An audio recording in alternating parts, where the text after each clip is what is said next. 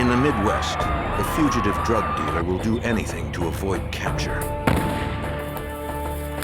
His desperate run is fueled by drugs and punctuated by gunfights. As he barrels across 2 states, local and federal authorities are determined to fight back and to stay in pursuit.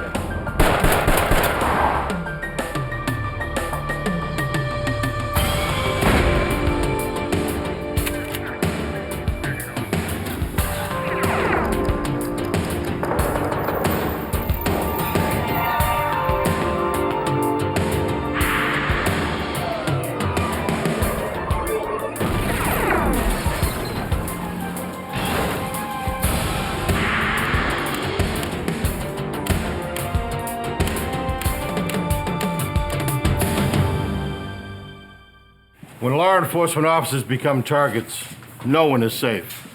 So when a crystal meth dealer on the run from the law began shooting cops, it took more than police to stop him. I'm Jim Kallstrom, former head of the FBI's New York office. With a fearless killer on the loose in the Midwest, residents had to help the FBI and state and local police bring down the dealer and deliver him to justice.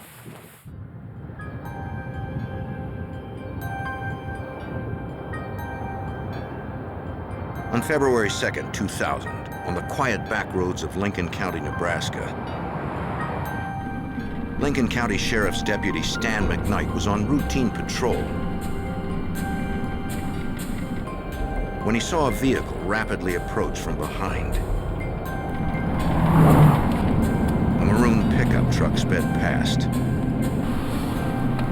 McKnight spotted Texas plates on the pickup, but he could not make out the numbers.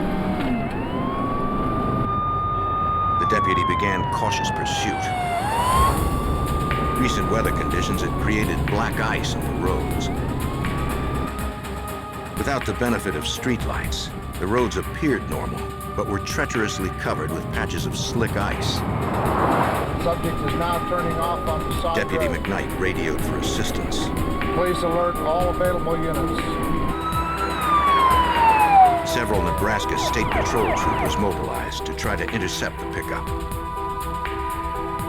Whoever was in the truck seemed to have no regard for his own safety. Since the roads were free of other traffic and no one else was in danger, McKnight decided high-speed pursuit was not worth the risk. It appeared as though he knew the area that he was in, and due to the fact that he would take more chances and drive faster than I would, he was able to disappear. Eventually, the truck vanished into the night. I had called in for assistance from the department, and all the deputies and state troopers are working, and we combed the whole area and looking for that vehicle, and it was to no avail. Nebraska police issued a be on the lookout bulletin for the maroon pickup with Texas plates. But that night, no one spotted the vehicle or its driver.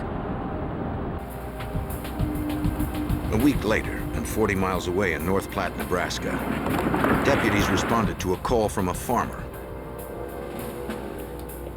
He hadn't used his barn in years. So the farmer was surprised to discover someone had been working there recently, leaving a strange workplace behind. The deputies found chemicals and other items available in farm supply stores.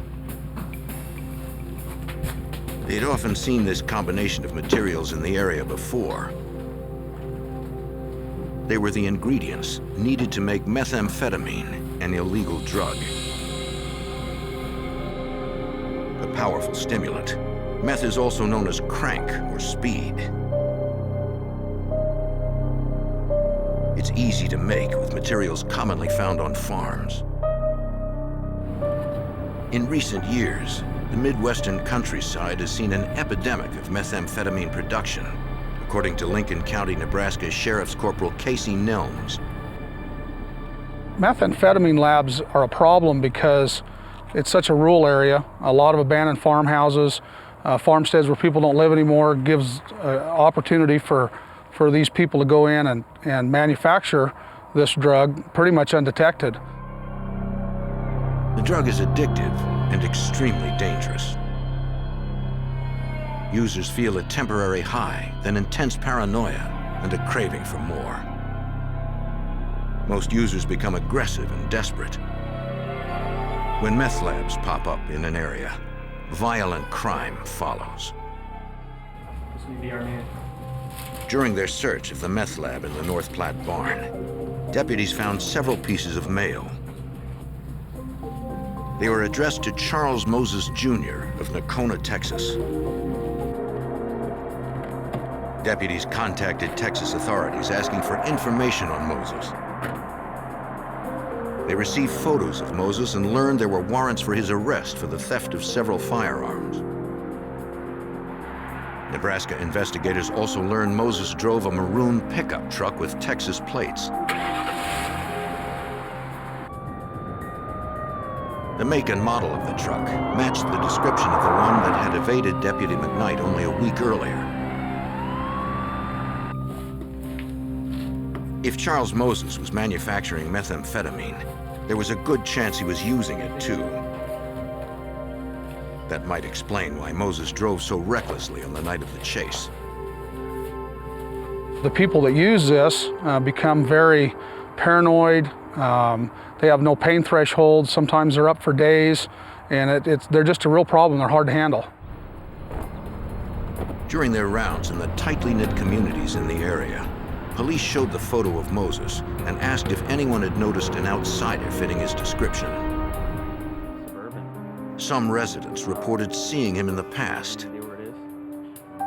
We were pretty sure that he was in the area.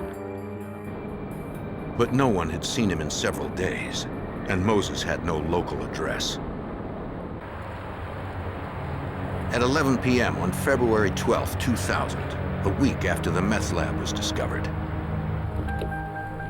Lincoln County Corporal Casey Nelms was about to start his shift. As was his routine, he picked up a cup of coffee before hitting the road. But that night would prove to be anything but routine.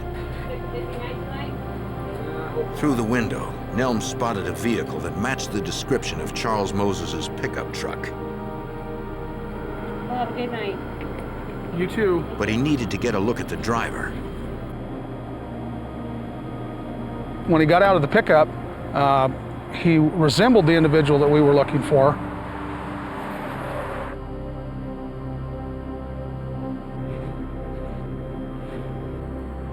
The truck had Texas plates. 7-16, 1089. Nelms headed out to check the man's ID. But the man spoke first. What the roads like out there? You're pretty slick. Where are you heading? Just kind of heading out. Just going out.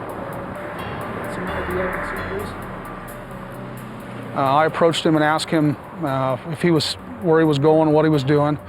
I asked him for his identification, and when he handed it to me, the name on the driver's license was Charles Moses.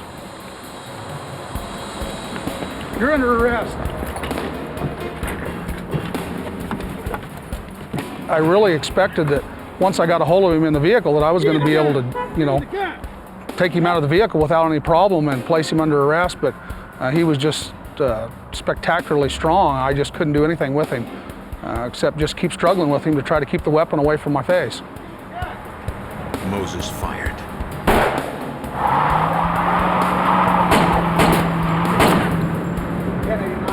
Cars parking lot, shots fired. I was pretty sure 2 of my rounds hit. The second round I saw it hit the back of the cab, and the third round it also hit the back of the cab. Nelms tried to follow Moses, but the fugitive drove with the recklessness of a man on methamphetamine and disappeared.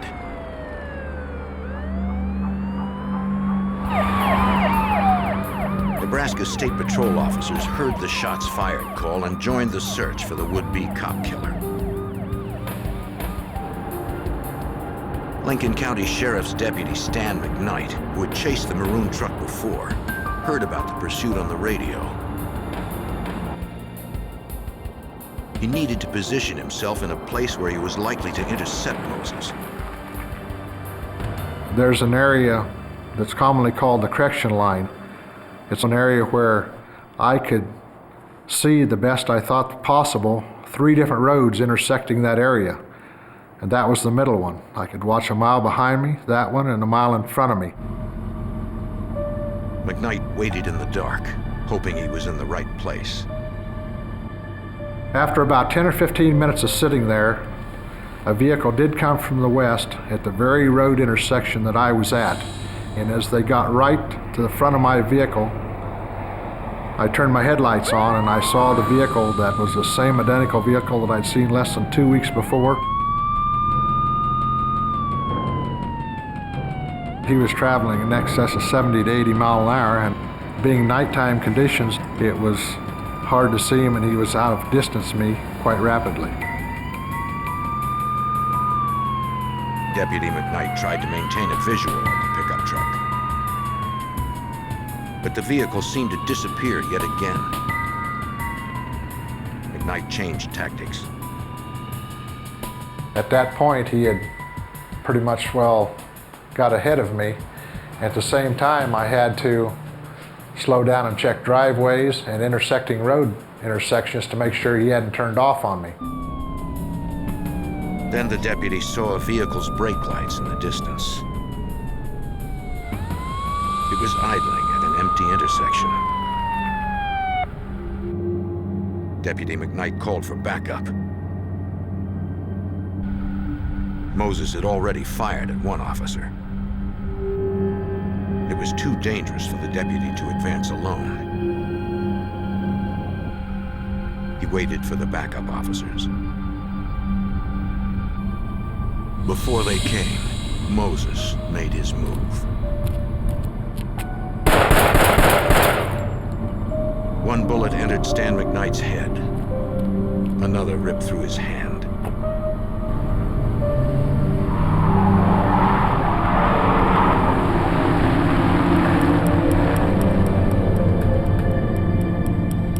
Upon figuring out that I'd been hit by a bullet, I was going to try to call to the rest of the officers around to let them know what was going on.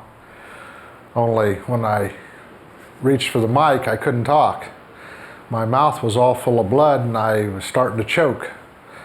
So I felt around and I found some napkins in the seat, and I got them shoved up in my mouth to make the blood go out, and I got it spit out, and then I could talk and let them know that I'd been hit and that the subject had went on to the left and was going to be chasing him.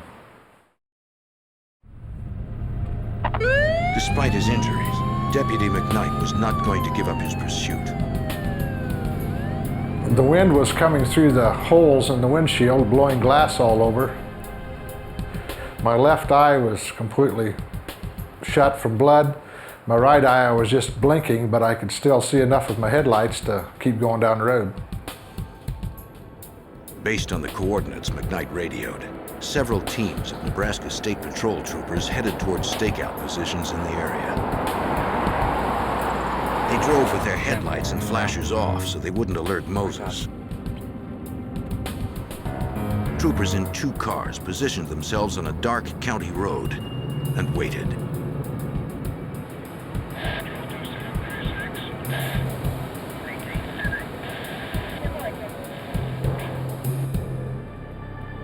Minutes later, headlights appeared.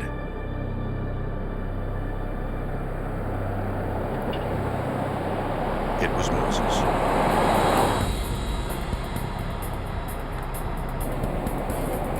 One of the troopers spotted a gun.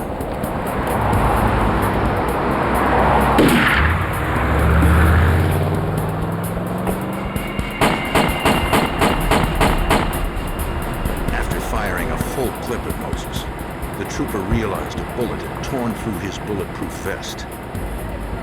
He was losing blood fast. The chest wound appeared to be life-threatening.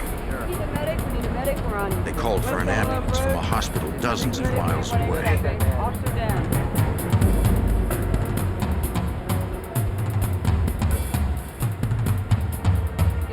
the dark prairie, the troopers hoped their fallen friend would survive. In a frantic escape, Charles Moses had shot both a sheriff's deputy and a state trooper.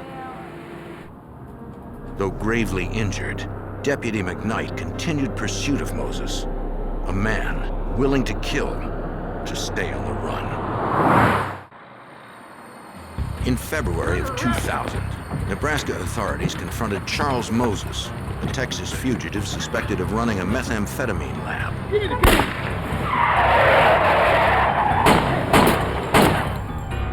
Escaping, he led police on a high-speed chase, shooting one deputy in the head and a state trooper in the chest before vanishing into the night. Paramedics stabilized the wounded trooper, then transported him to the nearest emergency room. Helping to process the crime scene was Nebraska State Patrol Sergeant Lynn Williams. We secured the area, and then our major concern was obviously the gathering of evidence. So we collected the trooper's service pistol, his duty and gun belt, spent shell casings that were still at the scene. We took 35 millimeter photographs, videotaped the scene. Moses had fired several bullets. One struck the cruiser's reflective seal, perhaps the only thing visible in the dark prairie. The bullet had passed through the door of the trooper's patrol car, had struck the trooper in the abdomen, piercing his bulletproof vest, as well as traveling through his body. To get through that much protection, the gun Moses used against police had to be a powerful one. It was obvious that this was a high-powered rifle. We were looking for some sort of an assault rifle, something large bore, high-powered. The state police brought the spent rifle slugs to their ballistics lab for analysis. Technicians there examined the size, weight, and metal composition of the slugs. They determined they were high-velocity rounds, most likely fired from a 7.62 SKS military assault rifle. Deadly weaponry designed for trained military personnel, something else entirely in the hands of a criminal. After the multiple cop shooting, the FBI joined the effort to capture Moses. Special Agent Ron Raywald took the call at the normally quiet North Platte, Nebraska FBI resident agency. Our caseload primarily is in the area of white-collar crime, and it's not very common that we get called in to assist in investigations of violent criminal activity. Agent Raywald gathered information to obtain an unlawful flight to avoid prosecution warrant against Moses. In this particular case, we anticipated that Moses would leave the state of Nebraska after he fled his arrest, and that the FBI could assist in locating him. Hoping to catch Moses before he left Nebraska, authorities set up a command center at a state police barracks. Officers from virtually every law enforcement agency in the state shared intelligence on Moses. Several had had run-ins with him, usually in connection with clandestine meth labs. He had a history of using abandoned farmsteads, farm places, not only for the manufacture of methamphetamine, but for hiding and living as well. So we knew that we needed to be aware of this and target those areas for a search. Hundreds of police vehicles across the state mobilized, with officers looking for any sign of Charles Moses or his maroon pickup truck. In the sprawling rural landscape, finding Moses would not be easy. Moses Jr. was last seen wearing a light-colored winter Investigators also hoped the public would assist in the search. 1995 4x4 pickup truck with Media bulletins urged citizens to avoid Moses and to call the police if they spotted him. information, call the special tip line.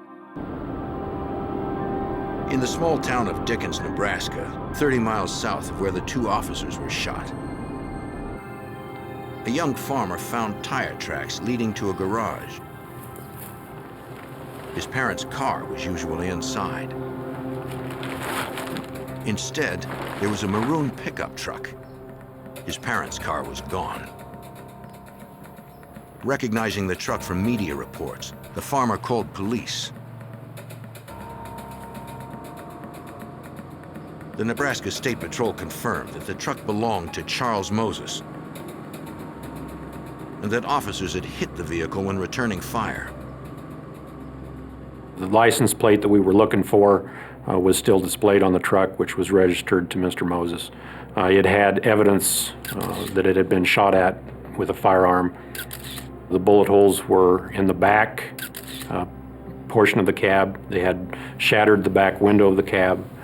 Some had lodged in the dash of the cab, and some had passed out through the front windshield. Make sure you get this wheel. Investigators also found evidence the suspect was wounded by at least one of the many shots fired at the vehicle. We located human blood in the cab, the interior of the pickup. That led us to believe that possibly when the Lincoln County deputy had fired at Moses early on during the incident, that possibly he had been struck. But if Moses was injured, he had the perfect drug to stay alert, pain-free and aggressive, to keep running without sleep.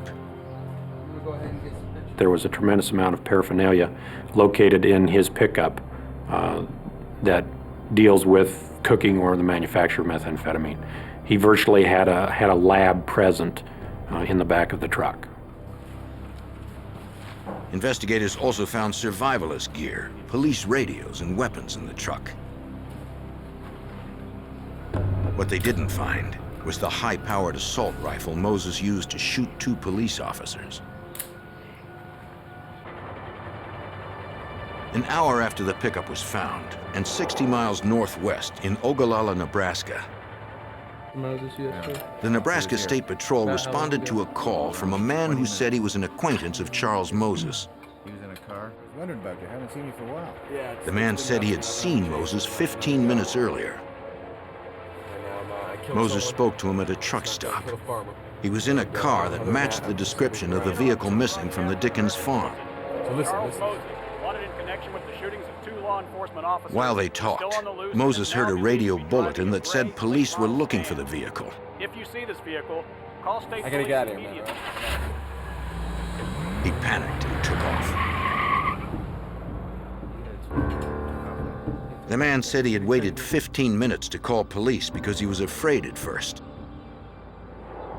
The dangerous fugitive knew where his family lived. Okay, let's go out to my car. Police worried Moses would change vehicles again to throw them off his trail.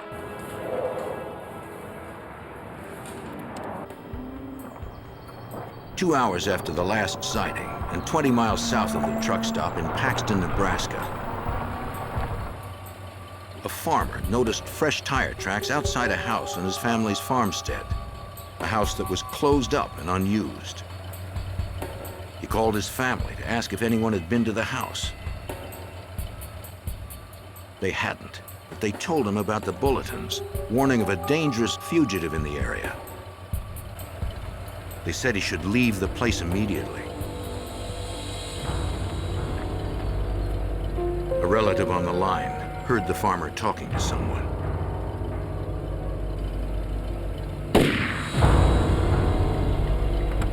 The police would soon learn that Charles Moses had just claimed his first murder victim. The deadly fugitive was still on the run, now more desperate than ever.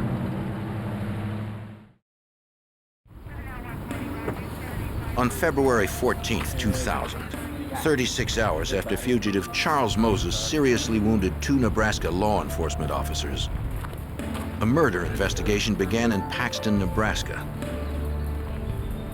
The victim was a local farmer, killed while talking to a relative on his cell phone. The investigative team had to piece together the murder from crime scene clues. The circumstances indicated Charles Moses was involved, to Nebraska State Police Sergeant Lynn Williams. We had learned that the victim had drove in the abandoned farmstead to check on tire tracks that he observed.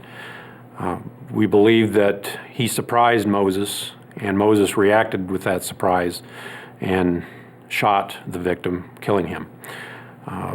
Moses then drugged the victim from the victim's pickup, placed him on the ground, and Moses then got back in the victim's pickup and left the scene.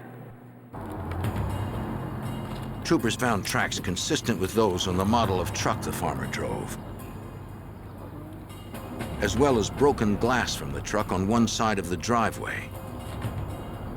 The position of the glass suggested the vehicle's driver's side window had been blown out. FBI Special Agent Ron Raywalt knew the glass was an important clue. I anticipated that Moses would try and use a defense of self-defense, stating that he was returning fire from someone shooting at him. I knew that I could determine how many shots were fired and the direction that the shots originated from.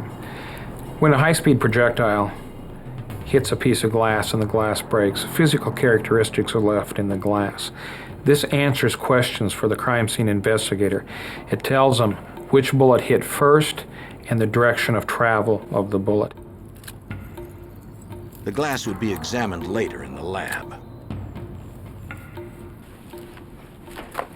Behind a barn on the property, investigators found the stolen car that Moses was last seen driving. The car seemed hastily abandoned. In the back seat, troopers found chemicals, knives, and several firearms.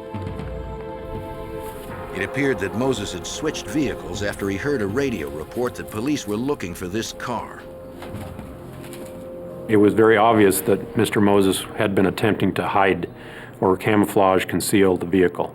He'd had a tarp over it, and Moses was in the process of covering the vehicle with broken and dead branches, tree branches, and that sort of stuff. Investigators found the victim's identification, but they couldn't find the cell phone he was using when he was murdered. They believe Moses had the phone with him in the farmer's blue pickup truck. They issued an APB for the vehicle and contacted cell phone companies to begin tracking the cell phone signal. While powered on, cell phones are constantly in search of the nearest tower to be ready for use. Police can flag a specific phone number and learn which tower is serving it. 2 hours after the farmer's murder was discovered, a cell phone tower in Oshkosh, Nebraska picked up the signal from the missing phone. But before police could respond to the location, the cell phone signal disappeared.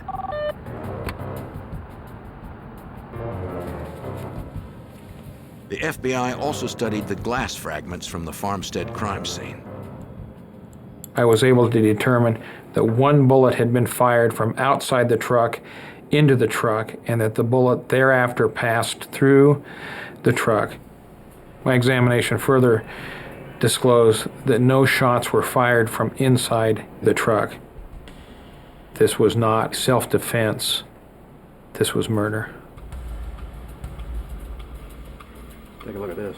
With the farmer's murder and the theft of his pickup truck, the FBI issued another federal warrant against Charles Moses. The facts of the case had changed significantly, and I was able to change the warrant application process to charge Mr. Moses with the federal carjacking statute with a homicide. Lock their doors. With Charles Moses crisscrossing the state, armed and out of control, Nebraska Governor Mike Johans held a news conference to warn the public. This is a situation that we need to get through.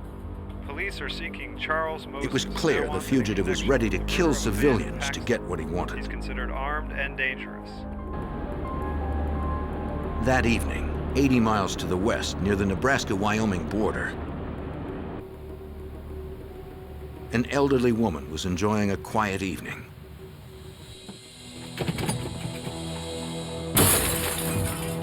She heard someone breaking in through a door.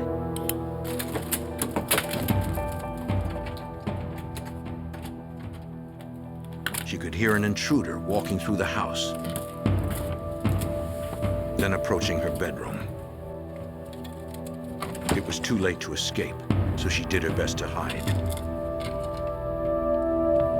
The evening news had said Moses killed the last resident he surprised.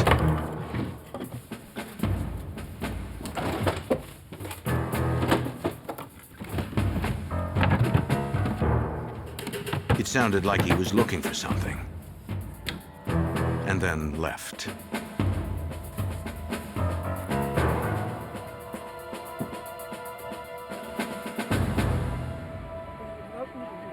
The woman was unharmed and called police from a neighbor's house.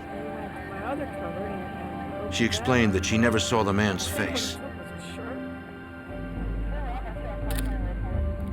But deputies from the Scottsbluff, Nebraska Sheriff's Department found tire tracks consistent with those on the pickup truck stolen from the murdered farmer.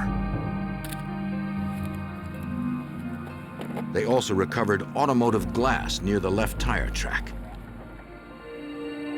Its position suggested it came from the driver's side window. The window investigators believe Moses shot out while killing the farmer.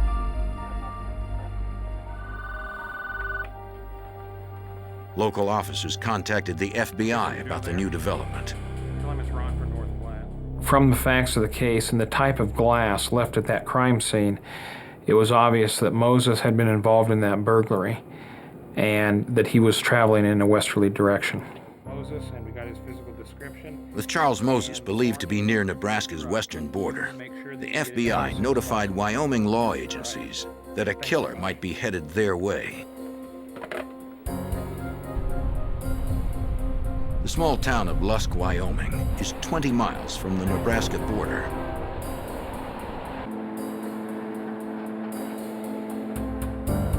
At the Lusk Police Department, Chief Gary Gill received the FBI bulletin. That morning, we heard about Charles Moses from our dispatch. We knew that he was driving a Nebraska pickup truck, blue in color, and that he could be headed in any direction. The Wyoming media warned the public about the fugitive. Around 1 p.m. that afternoon, the media alerts paid off. We heard about the call from a truck driver who had called into dispatch and was relayed to our office that possibly that pickup truck Charles Moses was driving was at the south end parking lot of the truck stop here in Lusk. Assistant Chief Dusty Chrisman responded to the scene along with Chief Gill.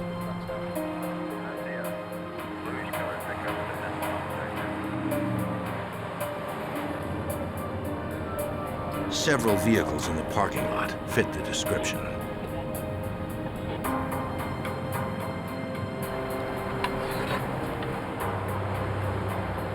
Officers knew one of them might hold a murderer who also tried to kill 2 policemen. We were looking at license plates. We spotted a blue pickup that had matched the description.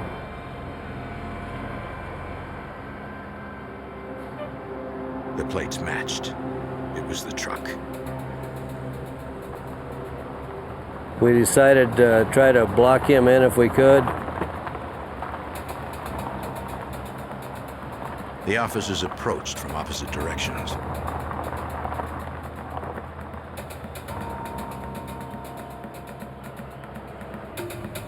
Someone was inside, but the officers couldn't tell if it was Moses.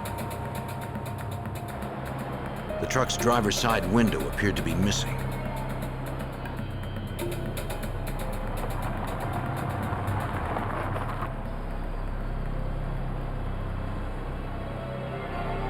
If it was Moses, he might have finally come down off a long and haggard methamphetamine binge.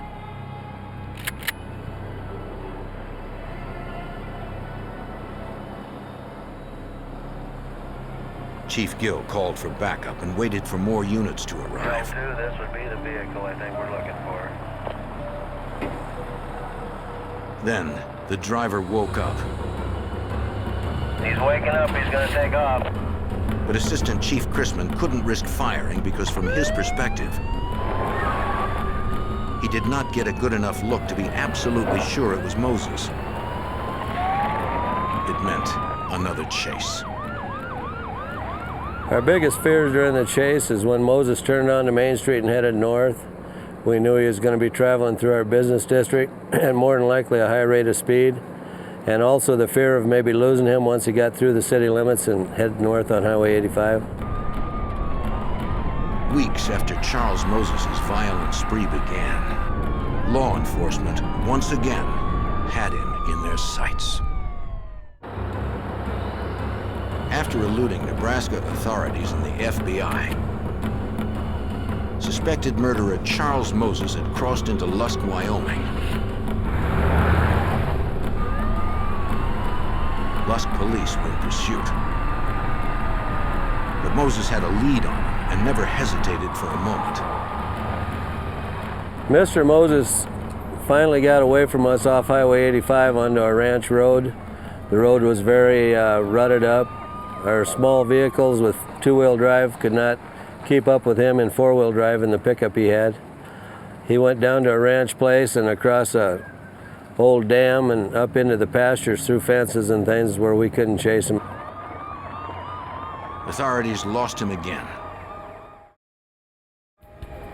So Lusk police teamed with the Niobrara County Sheriff's Department. Sheriff Samuel Reed helped devise a 10-mile perimeter to contain Moses.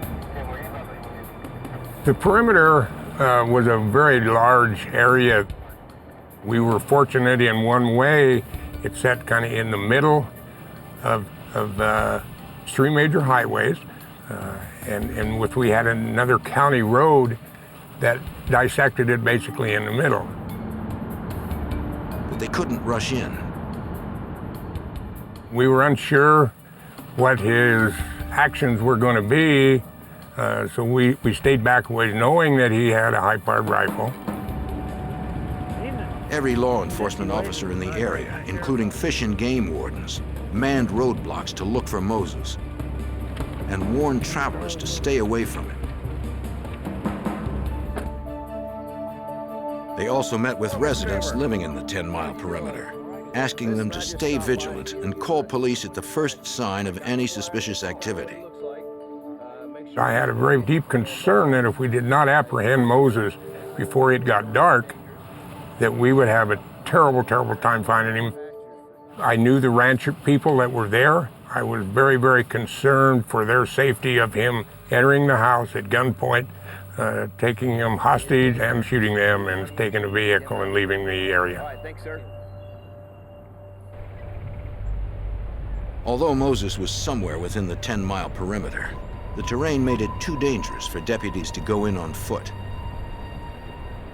Without body armor and tactical training, they would be vulnerable to ambush or a sniper attack. For officers to go in there would have been extremely difficult. There are a lot of deep draws, pine trees, ravines that he could get down in. It would have been very, very, very difficult to go in there and find him. Thanks. Special Agent Ron Raywald helped Wyoming authorities with the FBI's federal resources. The Wyoming office of the FBI brought in 2 aircraft to assist in the search on the state highways and the rural roads, trying to locate the vehicle Moses was in.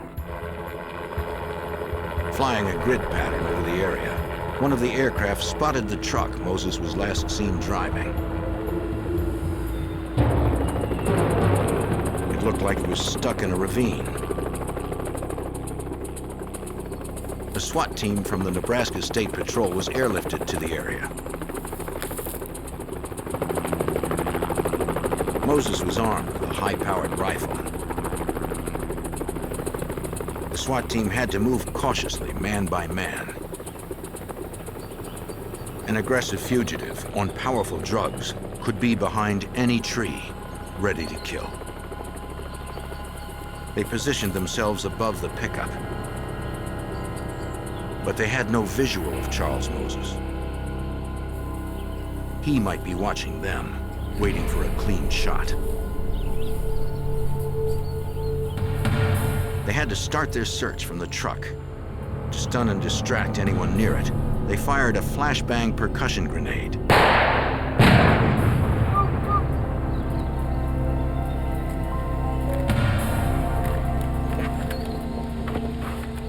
He wasn't there. They found footprints in the mud by the truck and began following them.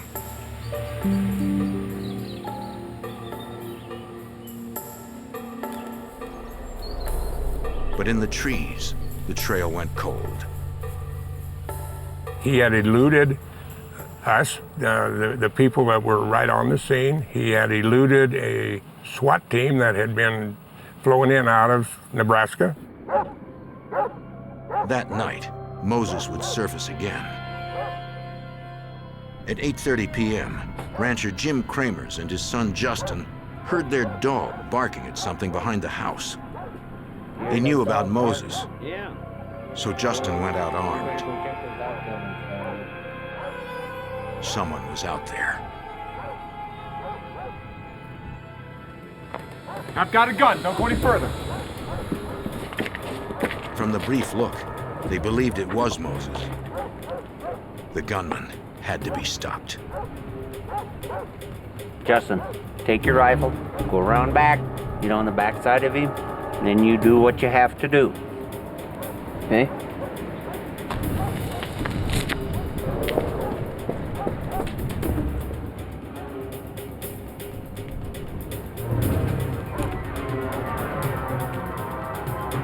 Kramers was unarmed, in a standoff with a desperate fugitive who had never hesitated to use violence. The rancher had a plan and hoped it would work. In eastern Wyoming, a rancher and his son found fugitive Charles Moses on their property. From media reports, rancher Jim Kramers knew Moses was wanted for shooting several police officers and killing a farmer for his truck. Justin, get on the back side. Justin Kramers went to cover Moses from the back. The father risked his life, hoping to end the fugitive's rampage without more violence. I was totally unarmed. Moses had a rifle and a large caliber pistol in his hands. Hoping his son could protect him if his plan failed, Jim Kramers offered Moses a deal. He knew the fugitive had been exposed to the day's cold rain showers. And put it there by that wheel. If Moses put down the guns and came inside, the rancher would give him a hot meal and throw his clothes in the dryer. This was a plan in my head that if I got him in the house, I had nothing to fear from him because we would know that he had no weapons. It was too cold, and if he ran out of the house without any of his clothes with him, why, he was not going to be in good shape. I very seldom invite someone into my house that I don't ask them to eat, so I knew he was hungry, so I said, let's have something to eat. Oh, that's the only way we're going. If they got him inside, they would try to call the police without him knowing. By this time, Justin Kramers had Moses in his sights. It looked like Moses was going for it. Then he tensed. All right, I put my rifle down now. Where's the other guy you're with? Right behind you. Jim Kramers hoped Moses would not draw his son into his violence. My greatest concern throughout the ordeal was that my son would not have to shoot someone. I didn't want him, justly or unjustly, I did not want him to have to go through life knowing that he had killed a person. If it did turn violent, Justin could not waver. Justin! One of the fears I had was if I did have to shoot at him that I might miss. I only had one shot while he had up to 6 in his pistol, where I had a single-shot rifle. After weeks of a methamphetamine-induced rampage, Charles Moses finally slowed down. All right, let's go on into the house. We'll get you food. He left his weapons outside. And then we'll plan. I never actually lowered my rifle. I brought it down a small ways, but within quick enough time enough that I could have brought it back up to put on him if I needed to. Inside the warm house and out of his wet clothes, Moses concentrated on his first hot meal in days. I was able to go out the front door of the house and was gone for around 5 minutes while I called the sheriff from my brother's house, and then I was able to come back in the same door while he never realized I was gone. What's going on, Jim? A Lusk police officer and a Wyoming game warden were there in minutes.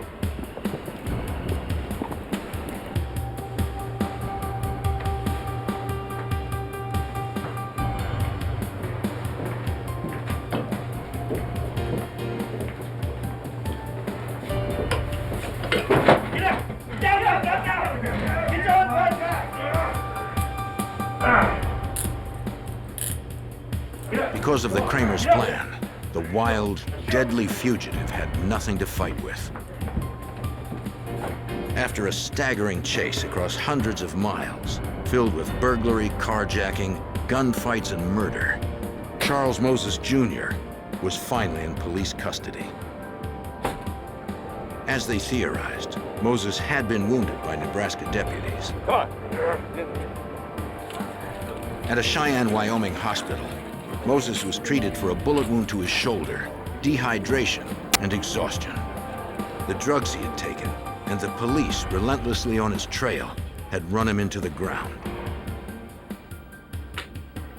FBI Special Agent Ron Raywalt arranged for Moses to be transported back to Nebraska. The morning after the arrest, when I drove to Cheyenne, Wyoming, I took a lieutenant with the Nebraska State Patrol with me, and I took Deputy Casey Nelms with me, the individual that had attempted to initiate the arrest originally. The purpose of taking these two individuals with me was so that when I returned to Nebraska with Moses, both individuals could effect the respective warrants that they were carrying. The lieutenant from the patrol arrested Moses for the violation of shooting a Nebraska State Patrol trooper, and Casey Nelms arrested Moses for the murder of the farmer as well as the assault by shooting of the two deputies from Lincoln County. Moses initially fought the charges against him. But when confronted with ballistics and other forensic evidence, he plea bargained to avoid the death penalty. Charles Moses Jr. pleaded no contest to second-degree murder and 2 counts of assault on a police officer. He was sentenced to 190 years in prison. The state trooper Moses shot returned to light duty in June of 2000. Moses had also shot Lincoln County Sheriff's Deputy Stan McKnight in the head and hand. He spent nearly 2 months in the hospital. Never willing to give up, McKnight was determined to return to his regular patrol. I had to go back for several different operations, with a total of 9 operations and 23 months of continuing therapy. After the doctors had stated that they had done all that they could for me, I was checked and we went through all the physical dexterity, and I was able to go back to work and maintain and do what I was doing before. Methamphetamine has become the biggest drug problem in the Midwest. Law enforcement there are dedicated to fight it, whatever the cost.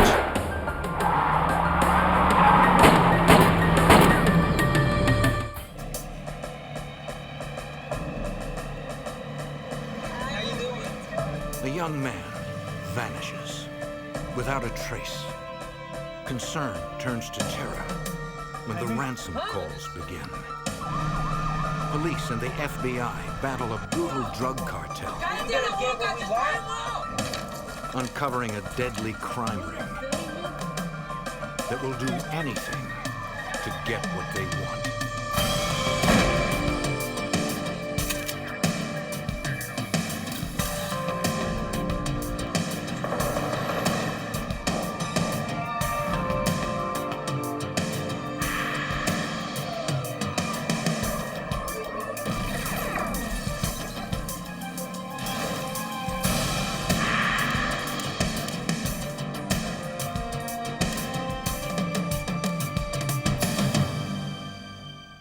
Chicago street gang thought they had figured out how to kidnap people for ransom again and again and never get caught.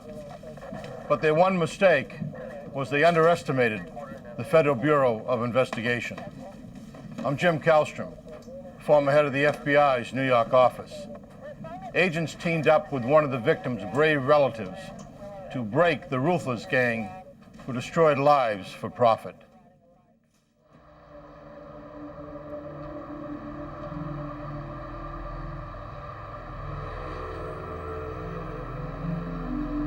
June 27th, 1996, Milwaukee, Wisconsin. 90 miles north of Chicago on the western shore of Lake Michigan.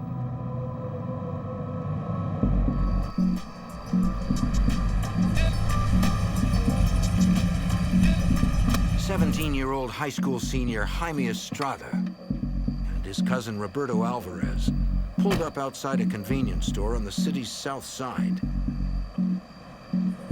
Jaime went in for sodas, leaving Roberto in the custom Monte Carlo Jaime and his brothers owned. So what's going on tonight?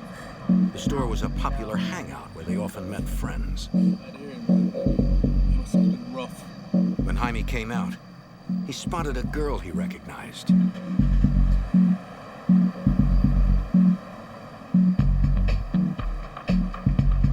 Jaime had been wanting to get to know the girl more and went to talk with her.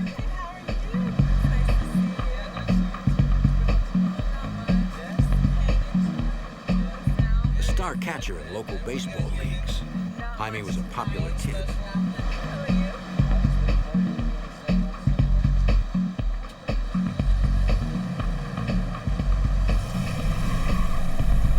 As Roberto was talking with a friend, he noticed the van pull away.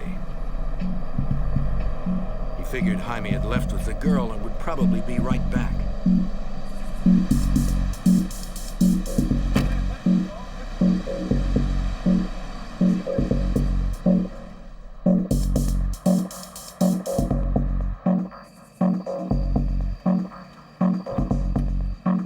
When Jaime had not returned after more than an hour, Roberto began to worry. Something was wrong. So Roberto decided to see if Jaime had gone home.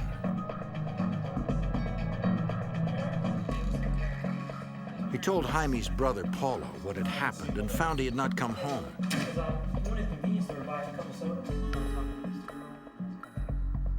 What's going on? ¿Qué pasa? Jaime's missing for now. No one had heard from him since he left. We're supposed to get a couple of sodas. It was not like Jaime to run off, leaving his cousin and his car. His parents tried to figure out what to do. And then I've been waiting there for an hour. He still hasn't come back. Let's go look for your brother right now. They decided to split up and look for him in separate cars. Go together, hang out in Chicago. No. His mother stayed home in case Jaime called. We'll get in touch with you, okay?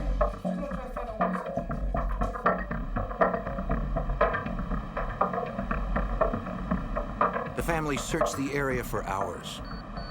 Then, Jaime's oldest brother, Mark, received a page. The area code was 312 Chicago. After the phone number was 187, Jaime's personal code. Then, 911. It was an emergency.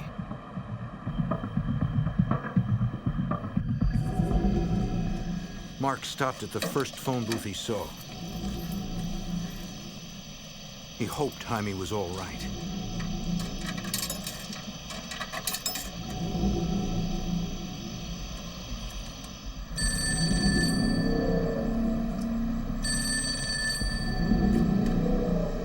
A man answered, a voice he did not recognize.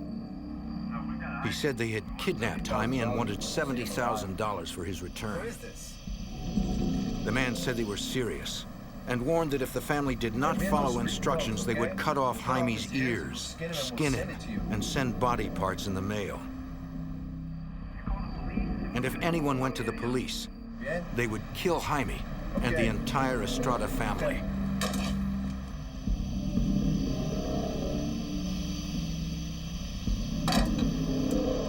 Mark was in disbelief. He called the number again. Maybe it was a prank.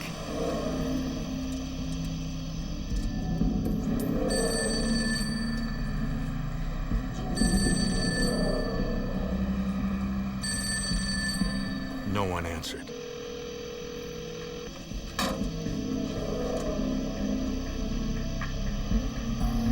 I didn't hear from anybody. Jaime's father returned home. His wife said no one called. They were all getting frantic. When Mark came back, he told him about the call, the kidnapping, the threats.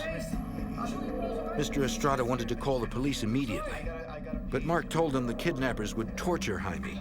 They'd kill him. We should do this. We can't go to the Gotta police. call They police. said if we go to the police, that they're gonna cut off his ears, they're gonna skin him, and they're gonna mail it to us. The family did not know what to do. Okay, take him out to the kitchen. They struggled with the decision all night, waiting for another phone call. But none came. We're not waiting anymore. By dawn, Mr. Estrada could wait no longer. He needed to help his We son. need to do something.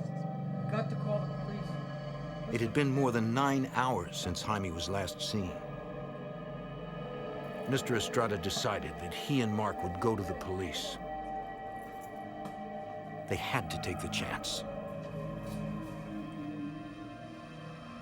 At the Milwaukee Police 2nd District Station, Oh, yeah, the area code. Mark and his father explained what happened to a detective on the Violent Crime Squad. I called them and they said that if we went to the police, that they would cut off his ears. Since this was an armed abduction that crossed state lines from Wisconsin to Illinois, the police called in the FBI. Get the duty agent. All right, thanks. Okay, At the Milwaukee field office, FBI Special Agent Dan Kraft had just arrived at work. I was sitting at my desk and I received a call. An 18-year-old kid had been kidnapped. Kraft had to act quickly.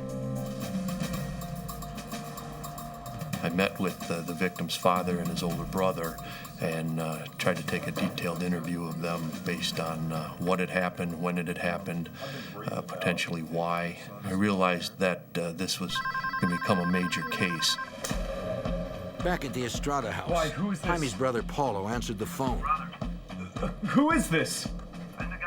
Brother. It was the kidnappers. The man on the phone changed the ransom to $30,000 and also wanted the Monte Carlo. What are you talking about? He said they could prove their threats were serious. They had shot Jaime. Jaime confirmed he was shot. Jaime! He was hurt, bad. He pleaded with his brother to hurry. Yeah? Jaime! Still, the man gave no details for a ransom drop. The man said they'd call again on Paulo's cell phone. Hello? Hello? They shot Jaime. They shot him? They want $30,000. Paulo told the others the terrifying news.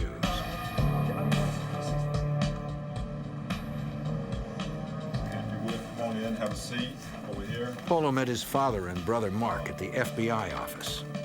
What we're trying to do is take control of this situation. Agents immediately tapped Paulo's cell phone since the kidnappers said they would be calling it next. Make sure you push this down. It'll automatically start the recording before you answer the phone. They also attached a recording device and tracing system to the Estrada's home First telephone. thing you need to know is that this is the only phone it's going to work with. As the FBI continued to set up, they kept interviewing the family, not wasting a second in gathering information. One of the first things that we did was set up what we call a rapid start. It's a computer database that helps us to manage a major case. We utilized rapid start to put in all the information that we had received at this point. Every little data point that we would come up with, even if it was partial. The sophisticated database helps track leads and find links in complex, quickly moving cases. I'll drop off warrants for the United States. Okay. Here's the phone. Don't answer it yet. That afternoon, Paulo's phone rang. He knew to try to get as much information as possible. Keep him on the phone as long as you can. Go ahead.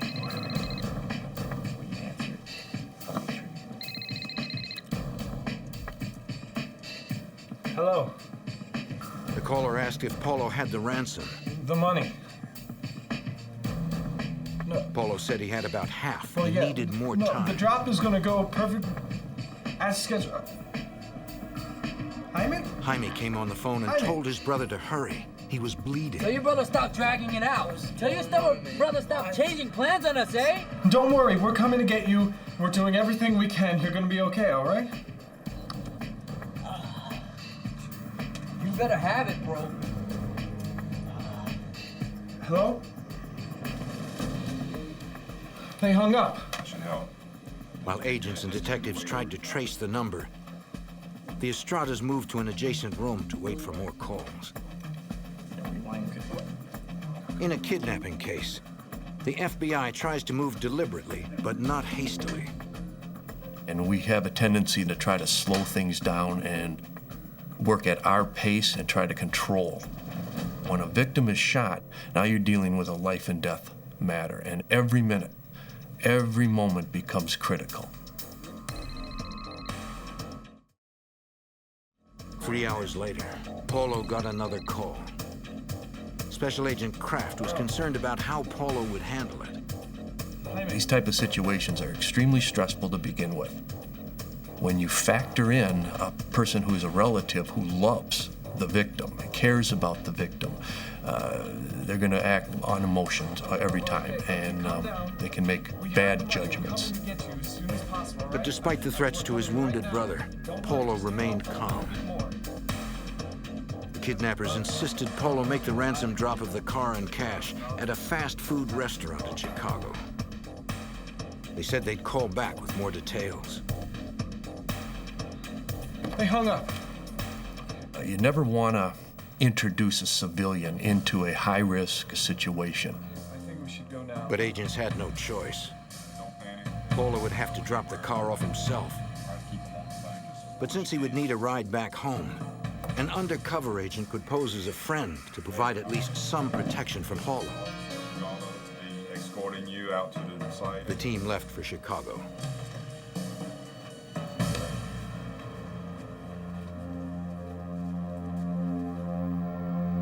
Milwaukee agents called in their counterparts at the Chicago FBI field office. Special Agent Kevin Cassidy would take the lead in that city.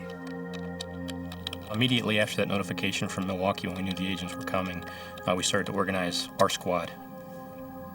And we knew that this was going to be a fast-moving case where we needed to be able to quickly mobilize our resources. The drive from Milwaukee would take an hour and a half. That gave Chicago agents time to prepare. Violent Crime Squad Supervisory Special Agent Ron Hosko set up a command post at a local sports arena. We gathered a number of folks up on the west side of the city by the United Center in a parking lot and briefed everybody on what we understood was the situation with the kidnapping demands. Everybody's going to be on. United Center is centrally located, which gave agents greater flexibility for quickly getting almost anywhere in the city. The perimeters, let us know spots that we can set up our team, all right? As Paulo and Special Agent Kraft traveled to the meeting place, Kraft used the time to prepare Paulo for how to handle the next call from the kidnappers. I would coach him and practice with him. I would act as a kidnapper and fire things at him, and I could see how he would react, and I could, make suggestions to him. Well, you don't want to do that, or you want to stay away from certain areas, or draw them out more by asking specific questions. Paulo and Kraft finally arrived at the staging area. Surveillance agents had already checked the fast food restaurant, the site of the ransom drop. The place was far from a controlled environment. And our concerns were that there was a lot of traffic, foot traffic, pedestrian traffic, not only into the fast food shop, but in the area. And With the threats that we'd already received, we had concerns about our ability to prevent any kind of violent act with respect to the public who might be in that area at the wrong time. But Paulo and the agents were ready. They had the money and the car. Yeah. And one other thing, don't get out of your vehicle till the SUV is in position. All right? Paulo got another call. Agents had him try to change the drop site to one that would be safer for everyone. But it was important he did not appear adamant. The longer we, in effect, negotiate through the victim's brother, the more suspicious the subjects become that there's some law enforcement involvement. Ultimately, the discussions between the victim's brother and the kidnappers resulted in their agreeing to have this exchange at a department store parking lot that was a few miles away from the original location. The kidnappers ordered Paulo to leave the money in the Monte Carlo with the doors unlocked and the keys in the ignition. Once they had the ransom and were safely away, they would allow Jaime to call Paulo to tell him where he was. Agents left right away to set up at the parking lot.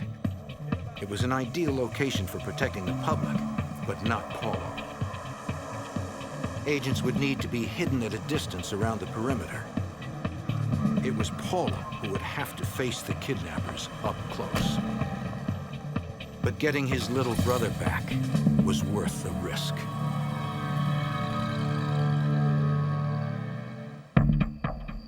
In 1996, Chicago agents and detectives were trying to rescue kidnapping victim Jaime Estrada. But the kidnappers would not bring their victim to the site of the ransom drop, according to FBI Special Agent Dan Kraft.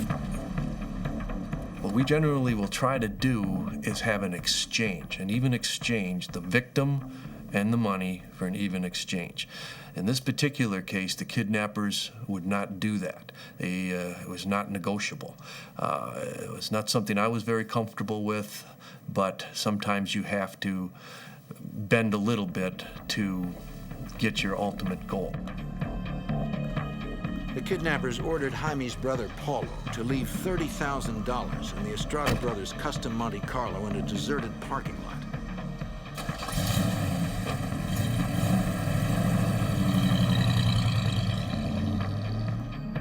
But the area was not entirely deserted.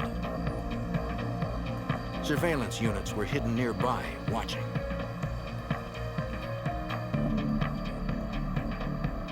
Nearly 27 hours had passed since Jaime was abducted. Almost a full day since he was shot.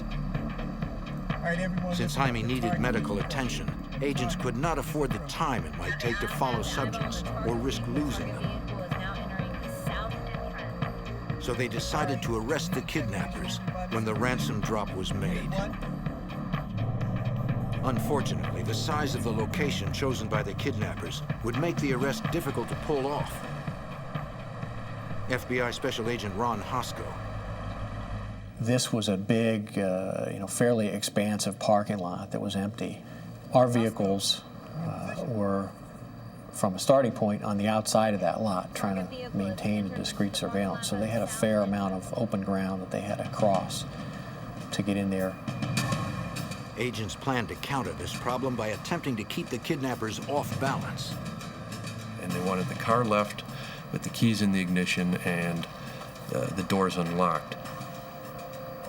Well, we were going to screw that up a little bit by having the victim's brother lock the doors to the car, because it would end up stunning the kidnappers ever so slightly to where now they will have to regroup, reevaluate the situation, come up with a different plan. We have 2 subjects in the target vehicle. After a few minutes, a gray sedan pulled in. It looked like there were 3 men inside. One of them got out, went over to the car, looked in, could see that the money was sitting on the front seat, so you could almost see him with joy and this desire. And then he goes to open up the door, and he can't get the door open, and the keys to the car are in the vehicle. because he didn't know what to do. So they go from being in control to now they have to react. We wanted to throw them off their game, and it swings the control back over to us. All units, go, go, go! The takedown signal was given. All units began to converge. But the suspects reacted instantly.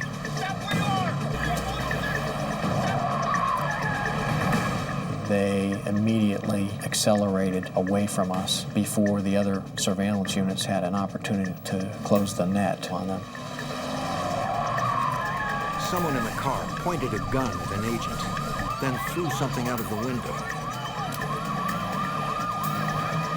They were weaving around the responding vehicles, who are properly hesitant to ram that vehicle for any number of good reasons, not the least of which is that the victim could have been in the trunk.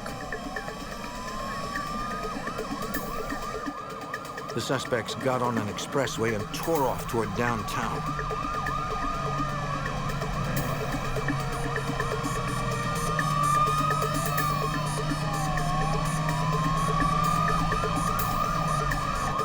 Despite the late hour, there was still civilian traffic in danger. We reached speeds of 120 miles an hour, and the kidnappers were in this stolen vehicle, and they were trying to cause an accident by going from one shoulder across 4 or 5 lanes of traffic all the way over to another shoulder, cutting cars off. All right, Cherokee, come on up the wrong side of them. We're going to take them down.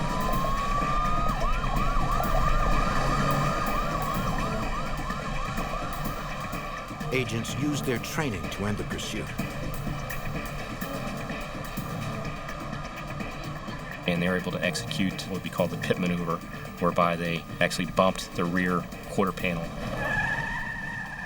And the vehicle did not lose control completely. It just swerved slightly, but it was enough for the driver to slow down to a much lower speed, and our vehicles basically boxed them in at that point, and they came to a complete stop.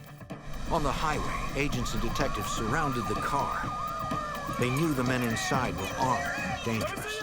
We still had great concern about weapons, and while we could have a perimeter, you cannot prevent subjects from doing something you may not expect, like engaging in gunfire.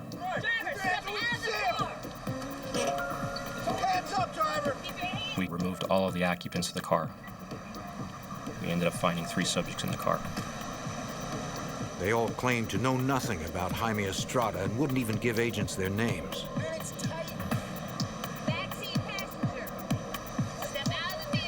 Each had ammunition, but no guns. Keep them still.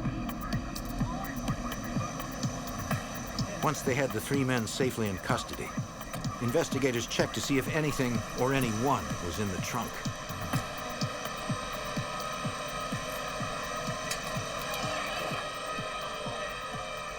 It was empty.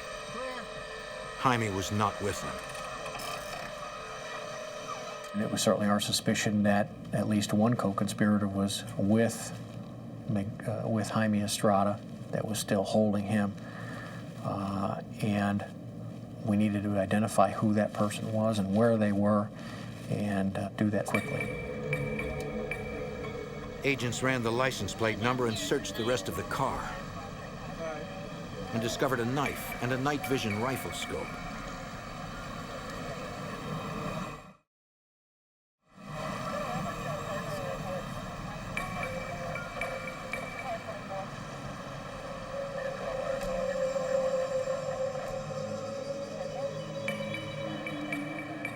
They also found several pagers, a cell phone, and a piece of cardboard with Paulo's cell phone number written on it.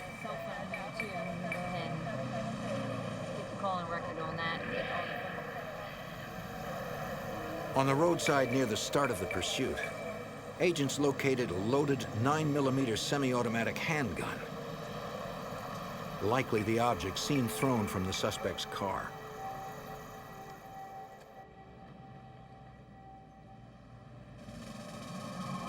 At the Chicago field office, agents tried to interview each of the suspects individually. There's a gang after us, man. I see no. They refused to cooperate. When's the last time you saw a gang with lights and sirens? We stopped them. During the interviews, The suspect's pagers went off multiple times. Someone was desperately trying to get in touch with him. Take a look at that number. You know whose number this is. The men swore they did not recognize the numbers. Yeah, sure it is. What are you trying to hide? Look at these numbers. The investigators were sure it was the rest of the group trying to find out what happened. So they tried tracing that number. But it was an unpublished number, and the phone company would not give us the address. We pleaded with the phone company and promised them that we would give them a subpoena, but it's logistically impossible on a Friday night at 11 o'clock to try to get a judge to sign a court order. What do I have to do to give you these numbers? It had been a full day since the teenager was shot. Agents were frustrated that while Jaime was probably dying, a subpoena stood in their way.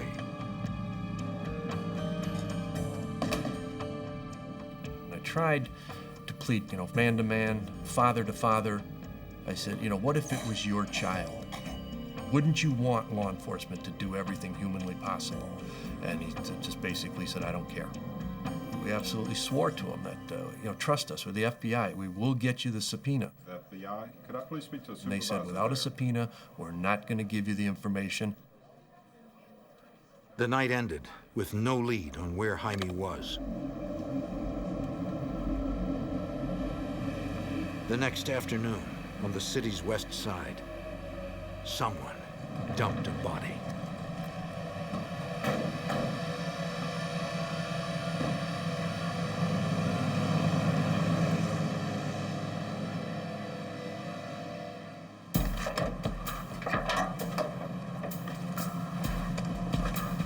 While Chicago investigators struggled to find kidnapping victim Jaime Estrada, passers-by discovered a badly wounded man lying in the street on the city's west side. Chicago emergency, Oquendo. The Chicago 911 operator took the emergency call and immediately dispatched patrol units and an ambulance. Okay, does anybody... Paramedics advised Illinois Masonic Hospital they were bringing in a man with a gunshot wound. He identified himself as Jaime Estrada.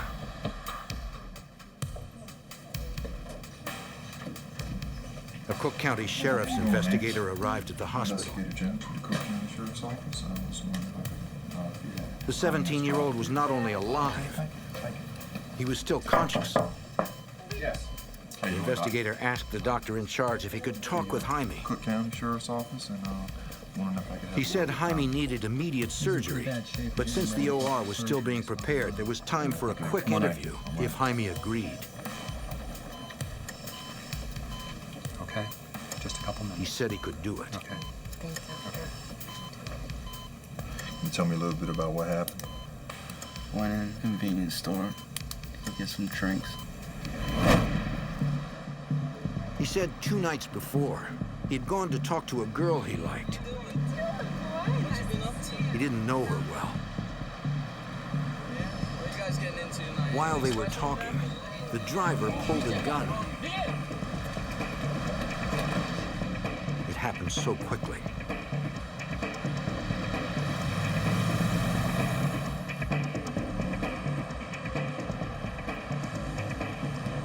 He said it felt like they drove for about 2 hours.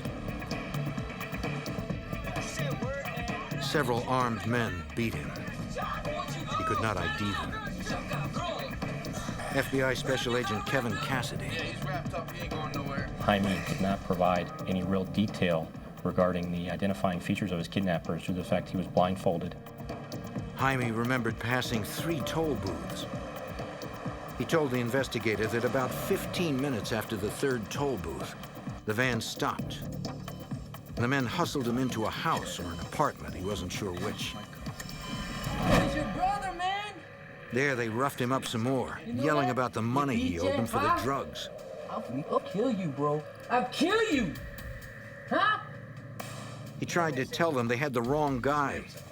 That was the wrong thing to say. You know what I'm saying, man? I'll kill you, bro. I'll kill you!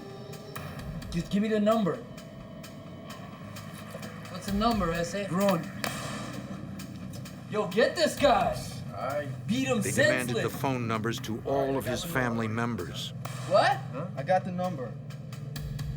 414-555-7577. Get this cabron out of here. The men carefully avoided speaking their own names, but there were others who did. During the time he was held there, he heard female voices, and he also heard one of those voices referred to a subject as Beto. Jaime believed it was Beto that guarded him most of the time. Sometime the next morning, Jaime was just getting to sleep.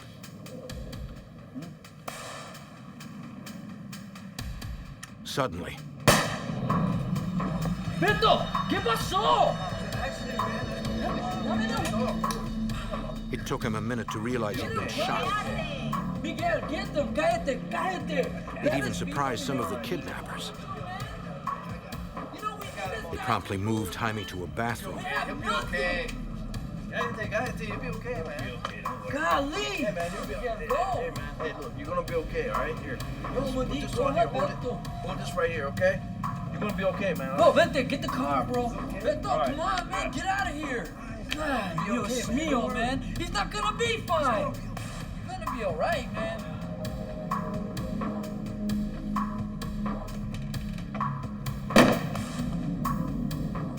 He fell in and out of consciousness, so his memory was fuzzy. He remembered a white tile floor, a red toilet seat, maybe a red shower curtain. That was all. Jaime's gunshot wound had gone untreated for 2 days and was badly infected. He needed so many surgeries that doctors had to put him into a drug-induced coma so he could survive the ordeal.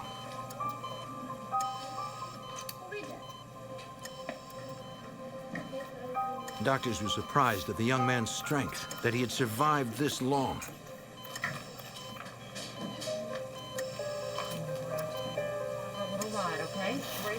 But their prognosis was not good.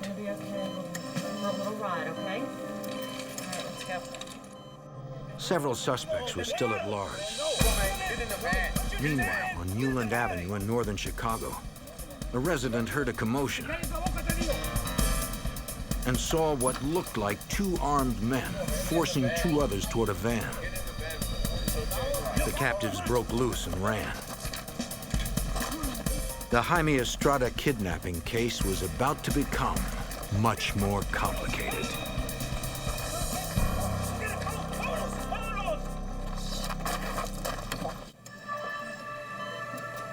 The same day, kidnapping victim Jaime Estrada was found. A man in northern Chicago saw what appeared to be a double kidnapping outside his house on Newland Avenue.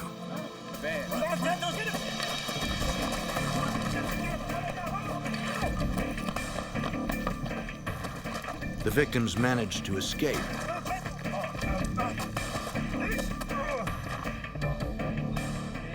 The resident contacted Chicago police, and emergency operators sent patrol officers to the scene. 32-25. Okay. Right off of Belmont. All right, stay inside the house. Just letting you know the police are being dispatched as we speak. I was walking home and Dispatch asked the officers to transport the 2 victims to Chicago PD's Area 5 guys to be interviewed by FBI Special Agent Kevin Cassidy. Next thing you know, this van pulled in front of me. One of them, Pedro Montoya, explained how he'd been abducted. A week earlier, he was outside his house when a van pulled up. Several men jumped out with guns and forced him inside. The other man, Chavo Rodriguez, had the same story. They were basically grabbed off the street and forcibly put into a blue and white van. Special Agent Cassidy remembered that Jaime was also kidnapped in a blue and white van. He decided to show Montoya and Rodriguez mugshots of the men arrested in connection with Estrada's abduction. Both victims immediately responded that those were the same individuals that had kidnapped them. And there were 2 others, the armed men they escaped from. We then started to interview them in greater detail.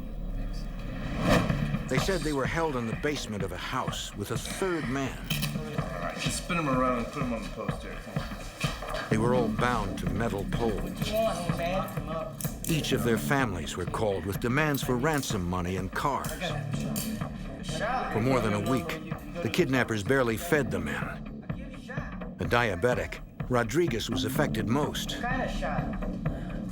Without his medication, his blood sugar rose, which could have rendered him unconscious or even killed him. Investigators suspected that Jaime was not the 3rd man. He said he had been held in a bathroom, not a basement. So they showed the men his photo. Investigators were right. It wasn't him. This is not the guy.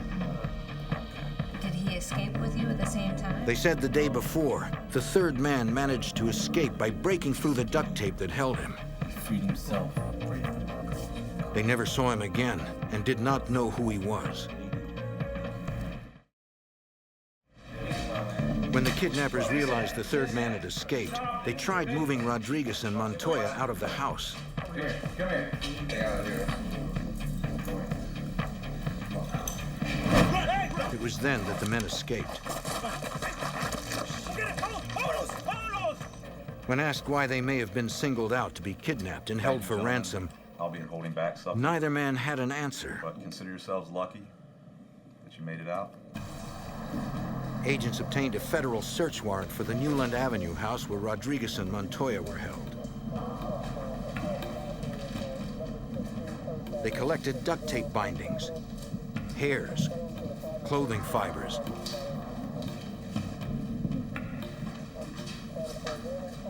and dozens of fingerprints. The bathroom in the house did not match the description given by Jaime Estrada. Investigators believed he'd been held at a different location.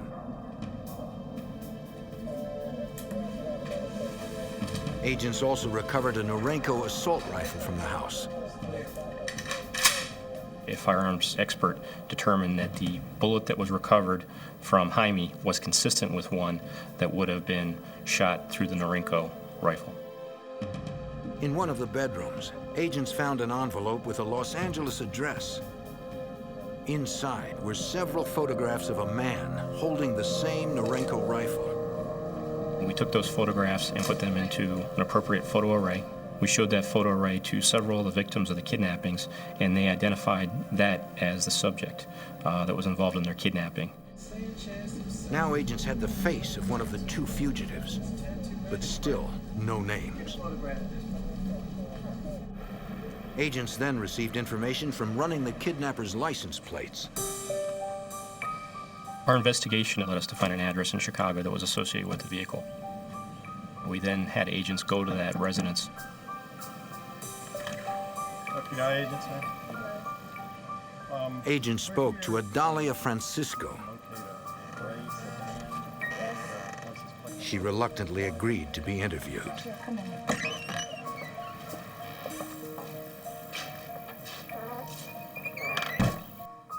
After persistent questioning, Mrs. Francisco told agents that her husband, Ricardo, was in hiding, having escaped from a band of kidnappers. I don't know what to do. Someone that kidnapped your husband? Yes, they called here and... Investigators determined he was the 3rd man held in the Newland Avenue home. They just won't stop. I don't know what to do. And I've never...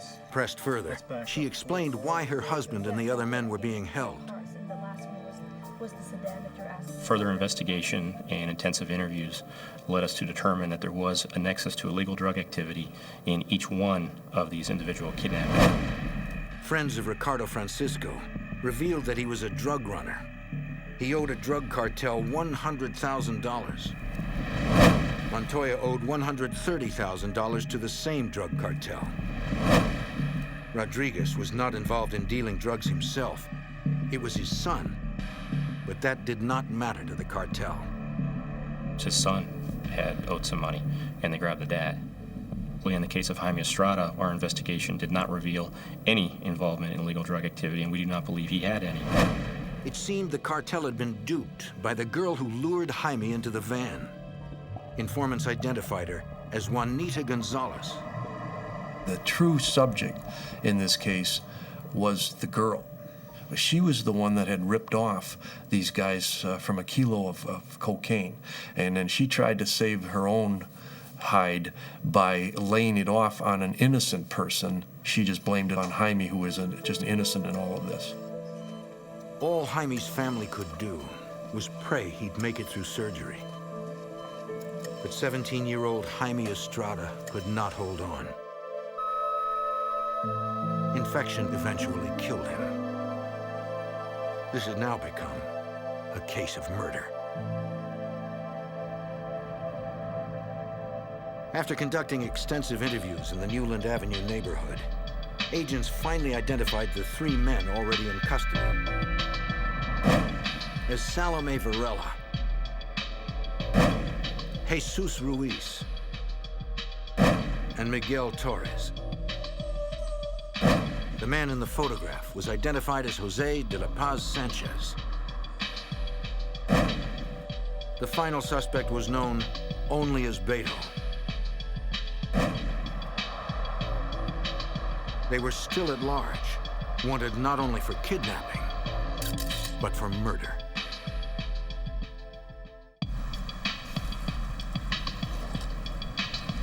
In 1996, Chicago area investigators captured 3 alleged members of a kidnapping ring that took the life of 17-year-old Jaime Estrada. They still had 3 suspects to find. FBI Special Agent Kevin Cassidy had the name of one of the fugitives, Jose Sanchez. His photo was discovered in an envelope during a crime scene search. The envelope had an address in Los Angeles. We then surmised that the subject had fled the area, and it would be logical to look for him in Los Angeles. We obtained an arrest warrant, and we forwarded that information to our Los Angeles office. In LA, FBI Special Agent Scott Hanley set out to apprehend Sanchez. Okay, all right, yeah, thanks. Well, good luck to you.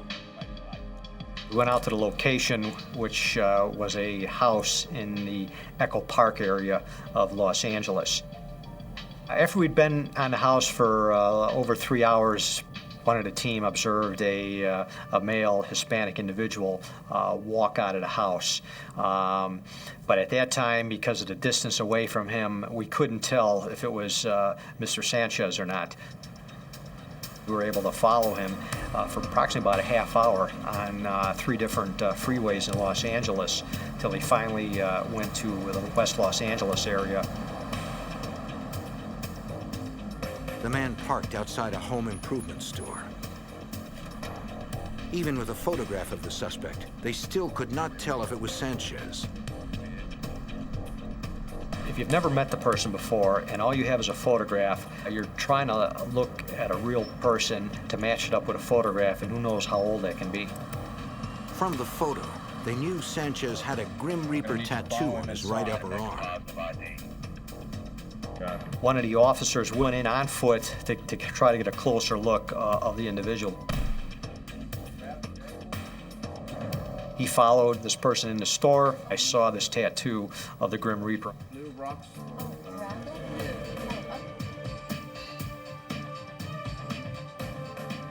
It was a positive ID. Agents were getting closer to nabbing the 4th suspect in Jaime Estrada's kidnapping and murder.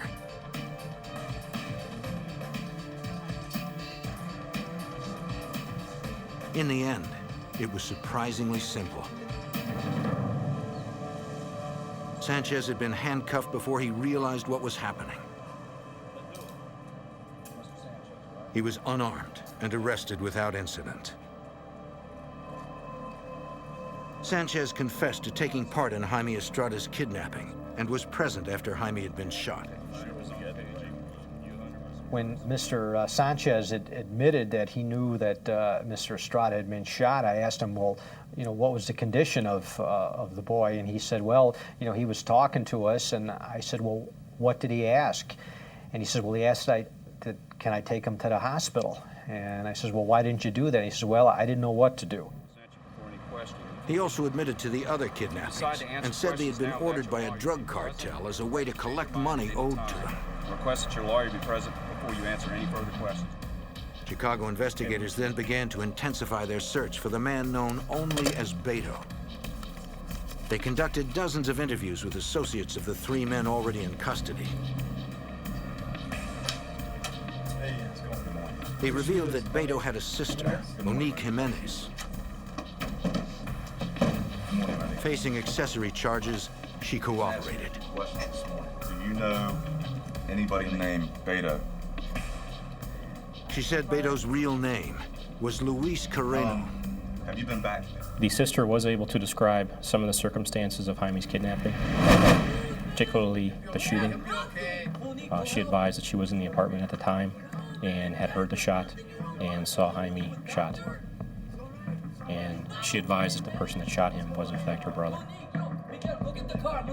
There was blood there, so I had to go back. She said she had cleaned blood off the bathroom floor with bleach. She gave the FBI the address of the apartment. Yes, it's 2532 Moody Avenue.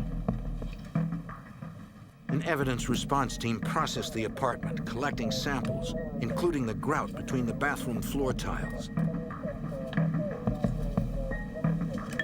Lab examiners later discovered traces of blood in the grout. DNA testing proved the blood was Jaime's. In October 1997, federal prosecutors in Chicago tied the complex case together for a jury. The four suspects in custody, Salome Varela, Jesus Ruiz, Miguel Torres, and Jose Sanchez, were found guilty of racketeering, conspiracy, weapons violations, assault charges, and all four kidnappings. They were all sentenced to life in prison without the possibility of parole. The FBI tracked Juanita Gonzalez, the girl responsible for Jaime's abduction, to Mexico, where she completely disappeared. They are still looking for fugitive Luis Carreno, the man known as Beto. He is currently wanted, and there's an outstanding arrest warrant for him. And we are working with Interpol and our other friends in foreign countries to attempt to locate him to this day, and we will continue to do so. The Estradas pray that someday soon, the authorities will find Carreno, the man the FBI suspects killed Jaime. For the family and for the investigators who worked so hard to save Jaime, the case will never be over until everyone responsible for his death is brought to justice.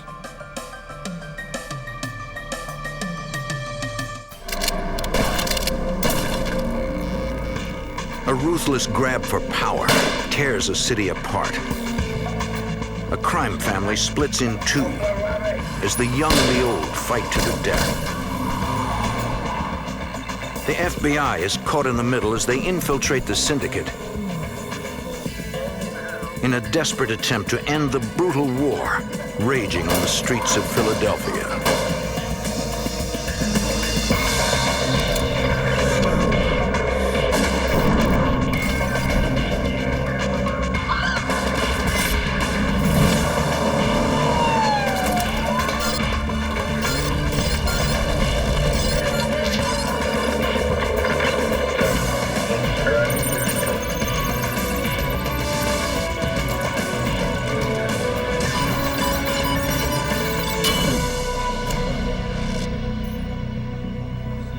In the early 1990s, Philadelphia became the scene of a bloody vendetta. The streets erupted in mob warfare. Authorities feared innocent people would be caught in the crossfire. I'm Jim Kallstrom, former head of the FBI's New York office. Agents launched a complex and risky surveillance operation. Their mission, to bring down a notorious crime family and to stop a brutal turf war before more people were killed.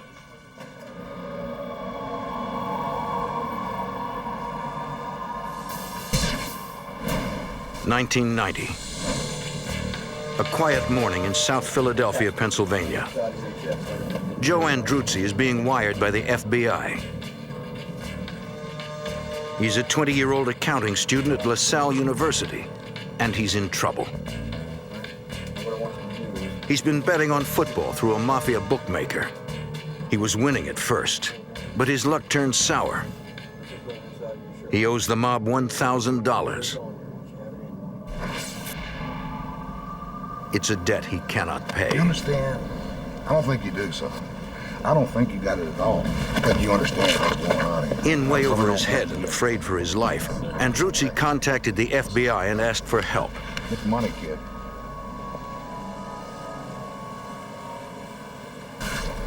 South Philly is a tough place.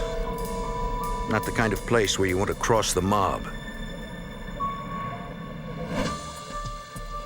La Cosa Nostra, the Italian syndicate of organized crime families, runs a profitable and bloody business there. Gambling, loan sharking, and extortion rackets.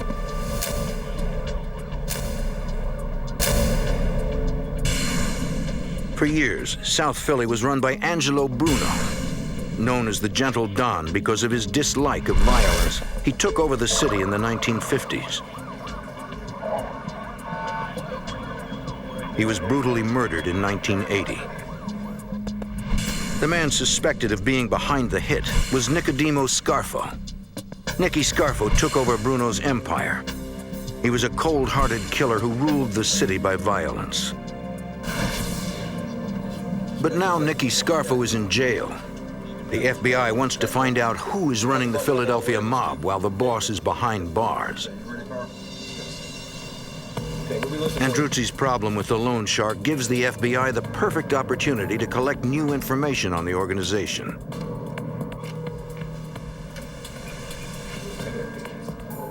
The college student meets with the bookmaker. He plays his part perfectly and is introduced to Salvatore Sparacchio, a known member of the Philadelphia Mafia. I don't have the money. You don't have the money? FBI Special Agent Jim Marr was the case agent on this investigation. Salvatore Sparacchio didn't make any overt threats, but the implied threat, I'm the boss of the family, you gotta pay. I want $120 a week for 10 weeks. The boss offers a repayment plan. Although the mob is charging little more interest than a credit card company, the penalty for defaulting on the loan has a far higher price. Nicky, here, take some cake home to your wife. Hey, thanks. All right. For the next 10 weeks, the FBI gives Andruzzi the money to make his payments. And each time he takes the money to the bookmaker, the FBI records the conversation, building their case against Salvatore Sparacchio. Each payment is evidence of the crime, of racketeering. But the FBI is not interested in making low-level gambling arrests. How we doing, huh? They have a much bigger target. I'm sure it's all there. The ultimate goal is to destroy the Philadelphia Cosa Nostra family as a crime problem. Nicky, some cake? Hey, Boogie, you know too much. The tactics we use are to attack the hierarchy. The structure is the target, and we attack the target through the hierarchy. They need more information. So on Christmas Day, when they know it will be closed, the FBI breaks into the bakery shop. We proved to the judge that gambling activity and loan sharking activity was taking place in an Italian bakery. The judge authorized us to put microphones in. For the next several months, the FBI records the conversations inside the bakery. And we began listening to conversations of Salvatore Sparacchio, who was claiming to be the boss of the Philadelphia Cosa Nostra family. Although Sparacchio claims to be the head of the family, the FBI wire soon makes it clear that Sparacchio is not one of the big Philadelphia Mafia bosses. He is little more than an employee, but the FBI doesn't know who he's working for.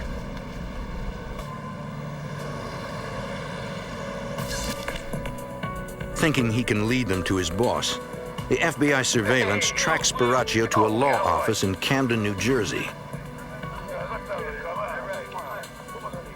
There he meets with other members of the Philadelphia Mafia, including one man well known to the FBI, John Stanfa.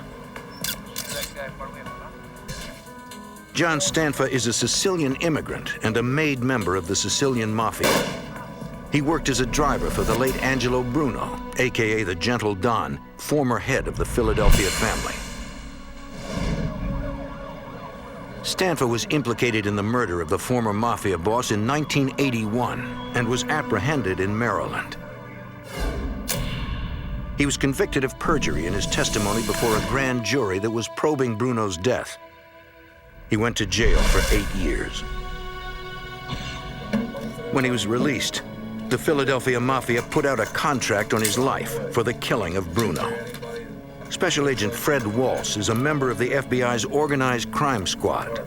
Only through the intercession of his Gambino associates up in New York, the contract was taken off him and he was allowed to live. After Nicky Scarfo went to jail, Stanfa returned to Philadelphia. He went to work in the construction business and laid low for a while. Since he was relatively quiet. So when he started to come to power and we started to notice he was making a name for himself, it came as a kind of a surprise to us. Thanks to the cooperation of the young college student, the FBI has now identified the man they believe is running organized crime in Philadelphia. We had put away the previous boss and most of the hierarchy of the family. We felt if we could put Stanfa away, that we would go a long way towards the ultimate goal of eliminating the crime, the Philadelphia family as a crime problem. On the street, informants confirm the FBI suspicion that John Stanfa is the new boss of the Philadelphia Mafia. Once you determine that an individual like Stanfa's taken the family over, you want to see how he intends to run it. You contact your informants, see what they can provide. Stanfa maintains a low profile. He runs things like the Gentle Don before him. He engages in traditional mob activities such as loan sharking, gambling, and extortion.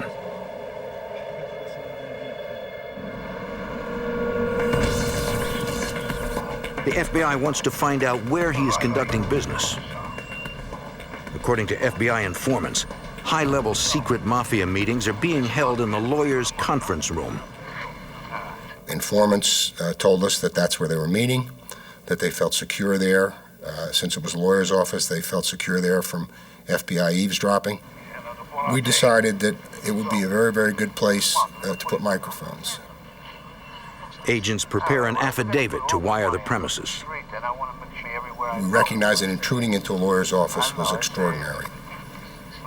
The affidavit had to go down to the FBI headquarters. The director of the FBI personally signed off on it. A federal judge gives the FBI the green light. Agents install a hidden video camera outside the law office so they can monitor anyone who enters or leaves the building. How about now? A special FBI entry unit will install a hidden microphone inside the law offices.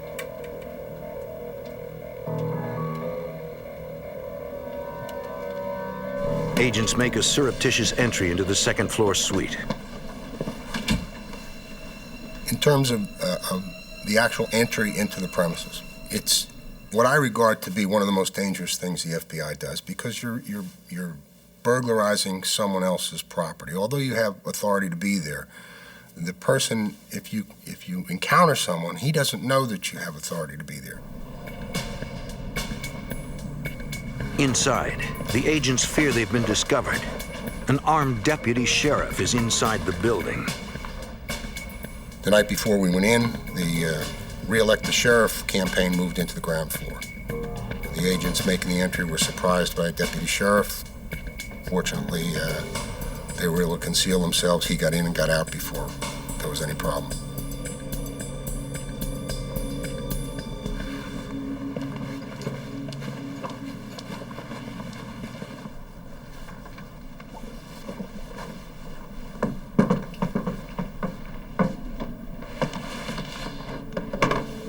The technicians install a microphone in the conference room.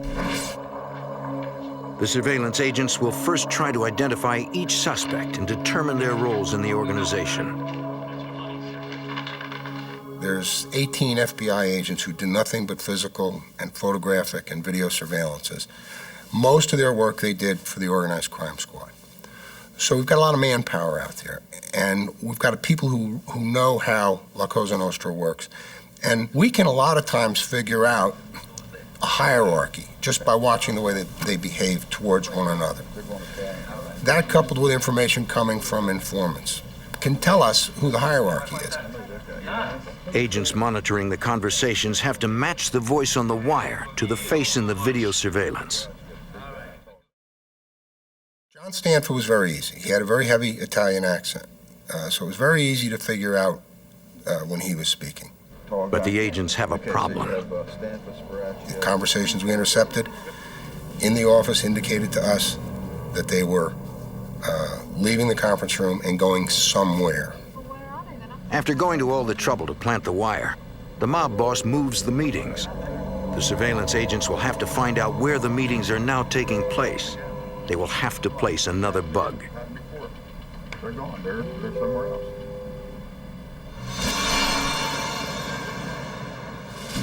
A few days later, the FBI learns from an informant that a high-level sit-down is about to take place at the law office between John Stanfa and several associates.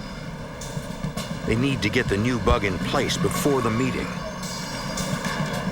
But they don't know where the meeting will be held. Agents dispatch an undercover detective to follow Stanfa into the office.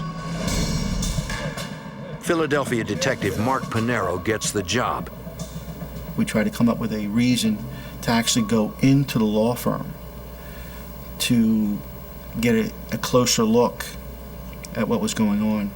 So we had come up with a cover story utilizing a name of an attorney that we knew had left that firm.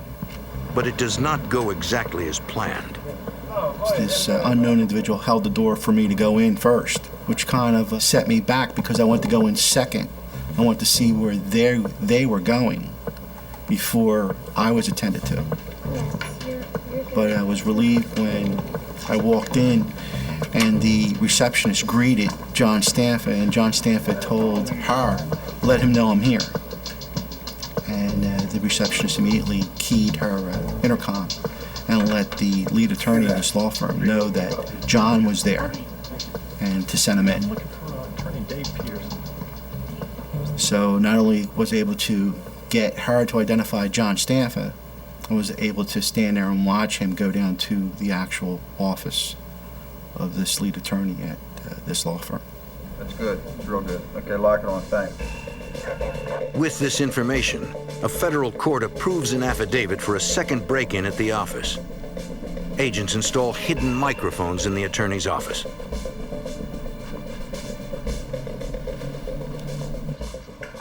Shortly after the new bugs are placed, agents hear some alarming news on the wire. The mob bosses are afraid they are being watched. They hire a private counter-surveillance contractor to sweep the law offices for bugs. If he finds a listening device, the entire operation could be destroyed. The FBI in Philadelphia is closing in on mob boss John Stanfa. They learn he is conducting mob business in an attorney's office. Agents place listening devices in the office, but Stanfa calls in a man to sweep for bugs. Agents watch as the sweeper enters the building. Their entire case could collapse if he finds their bugs.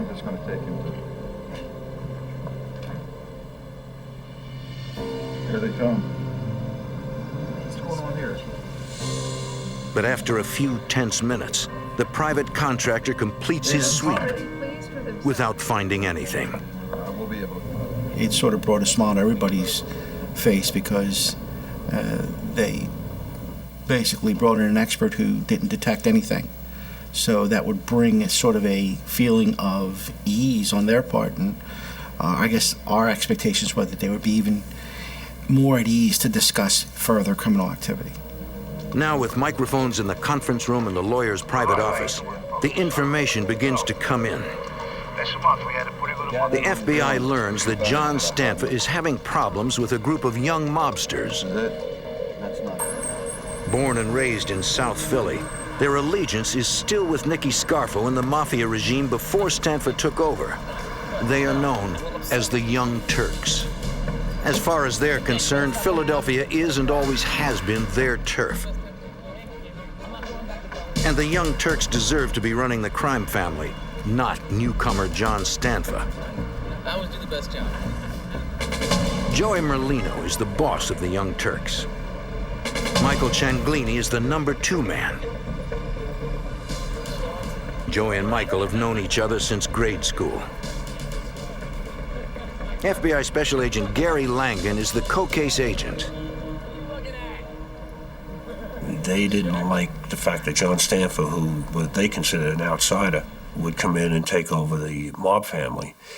And so they were trying to organize their own little group, even though they were part of the overall picture. And they wanted to be in charge. Informants tell the FBI that the Young Turks are not taking orders from John Stanfa. He doesn't run the city. They bragged about who they were and who they were aligned with. Bragged about how they were going to take the city over. They were the legitimate successors to the previous mob members under Nicky Scarfo. They were going out and shaking down bookmakers, drug dealers, and even shaking down legitimate businesses, and weren't sharing the profits, kicking upstairs to Stanfa.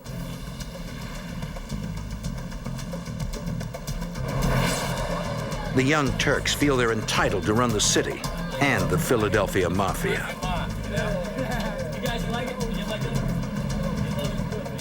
The aging John Stanfa, the old world Sicilian boss, resents the ostentatious lifestyle of the Young Turks. The Young Turks, if you will, were very, very flamboyant. They'd go into the clubs on Delaware Avenue, throw their weight around, push people around, trade on the fact that they were connected to the local Cosa Nostra family, and in general call attention to themselves, which is not a good thing. If you're running a Cosa Nostra family, you should be low-key. Wait. Hey, girls, get in the car. Jake, come on. Get out of here. Start it up. The Young Turk boss, Joey Merlino, has a different idea of how a Cosa Nostra boss should live the life. He was the kind of guy who felt that when he went into a restaurant, because of who he was, he shouldn't have to pay. This was easily adopted by his entourage, and they became a problem for everybody. There were fights, there were shootings, it's just not the way to run a Cosa Nostra family. Attracting all that attention to yourselves. The police begin to know then where you are and who you are, and it's just not a good thing. John Stanfa was particularly angered by the Young Turks' involvement in the sale of illegal narcotics. That was the wave of the future, and it's an easy way to make money. Traditionally, the mob frowns upon having its members engage in drug dealing. Now, that's not to say that they don't do it. They get around that by having an associate or something deal drugs, and then they'll tax that individual and take a percentage of it. But Stanfa, he thought drugs were a dirty business and it draws a lot of attention, again, to the family. And he didn't want to do that. And these guys were just defying him and doing it.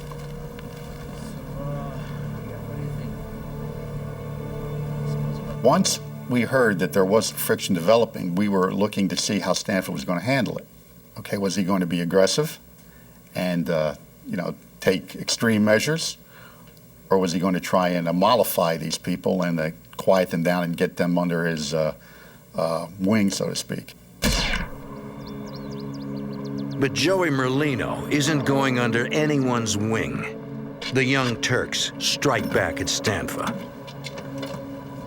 73-year-old Joseph Gattone is one of Mafia boss John Stanfa's most loyal employees. Gattone is a bookmaker, a collector of street taxes. 4 gunshots shatter the daily routine of Joseph Gatone. The old man's blood marks the beginning of a deadly civil war. The FBI and the Philadelphia Organized Crime Task Force surveilled top bosses of the Philadelphia Mafia. Friction between feuding factions of the crime family increase, and a bloody civil war breaks out. Philadelphia police officers arrive at the scene of the shooting. The victim's keys are still in the ignition, and the engine is still running. 2 bullets penetrated the victim's neck. A 3rd bullet entered his temple. A 4th grazed the bridge of his nose and shattered the passenger side window. When Agent Marr arrives on the scene, police have already checked the registration of the car, but they don't yet know who the victim is.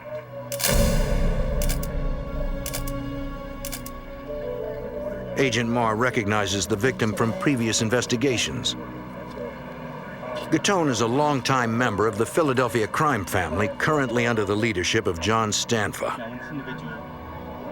Several of Gatone's neighbors witnessed the shooting, but no one can identify the lone hooded gunman. Special Agent Jim Marr suspects Joey Merlino's Young Turks are behind the killing. Where he was killed, the manner in which he was killed, indicated to me that the Merlino faction was sending a message to Stanfa and his people. We're here, and we are to be reckoned with. John Doe's. Agents monitor their wiretaps.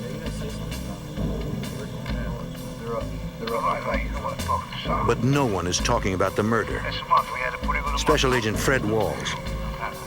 Initially, at the time that this bookmaker was murdered, we weren't sure who was involved. There was nothing definitive on the wire after the bookmaker had been murdered. There was a reference to the fact, but nothing that would indicate to us that Stanfa had a belief someone had done it or someone hadn't done it. Investigators are certain the murder is mob-related, but they have no proof. When they speak to Stanfa himself, he claims to know nothing. But Stanfa strikes back. 5 weeks after the murder of John Stanfa's bookie and tax collector, Michael Cianglini, the Young Turks' number 2 man, is coming home after a basketball game. 2 men armed with shotguns open fire.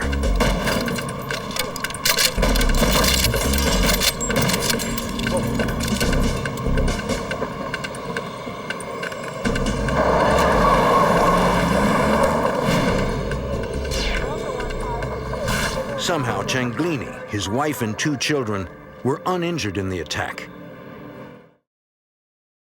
Investigators recovered 12-gauge shotgun shells from the front yard and shotgun pellets from the ceiling of the living room and dining room.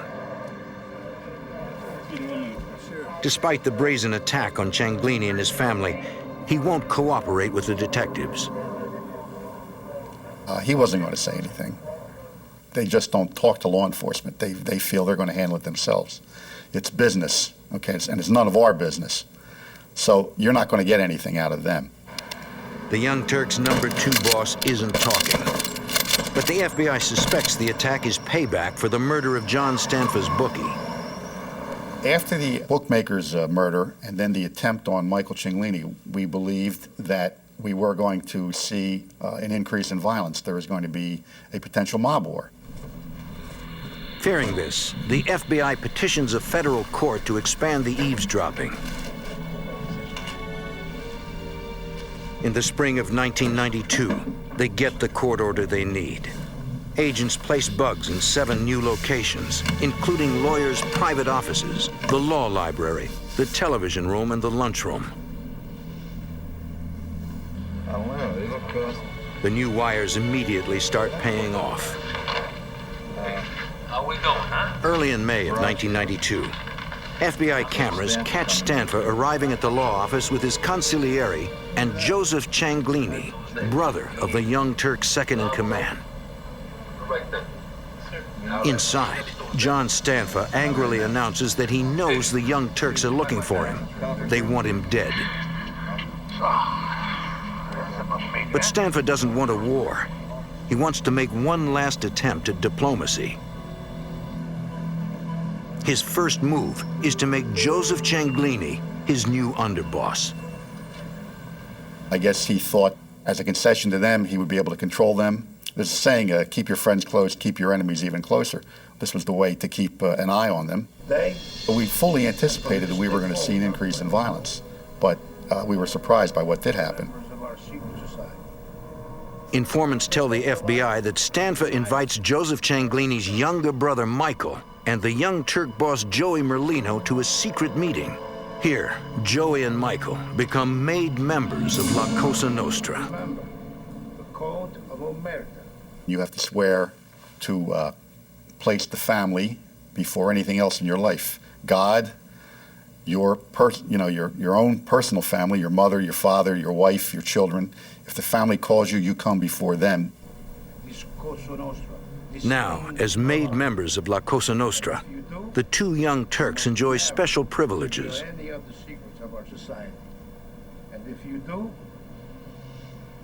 The benefits that come with that are that you can conduct your rackets, whatever they may be, without fear of interference from someone who is not a member. The family in a dispute will always decide in your favor if you are a member and the other person is not. A member cannot be killed unless the boss of that family to which he's a member approves. For John Stanfa, promoting the Young Turks is his final act of diplomacy. The FBI and the Organized Crime Task Force will keep a vigilant watch to see if Stanfa's bold move stops the violence. But agents still need to collect more information about the crime family to shut them down for good.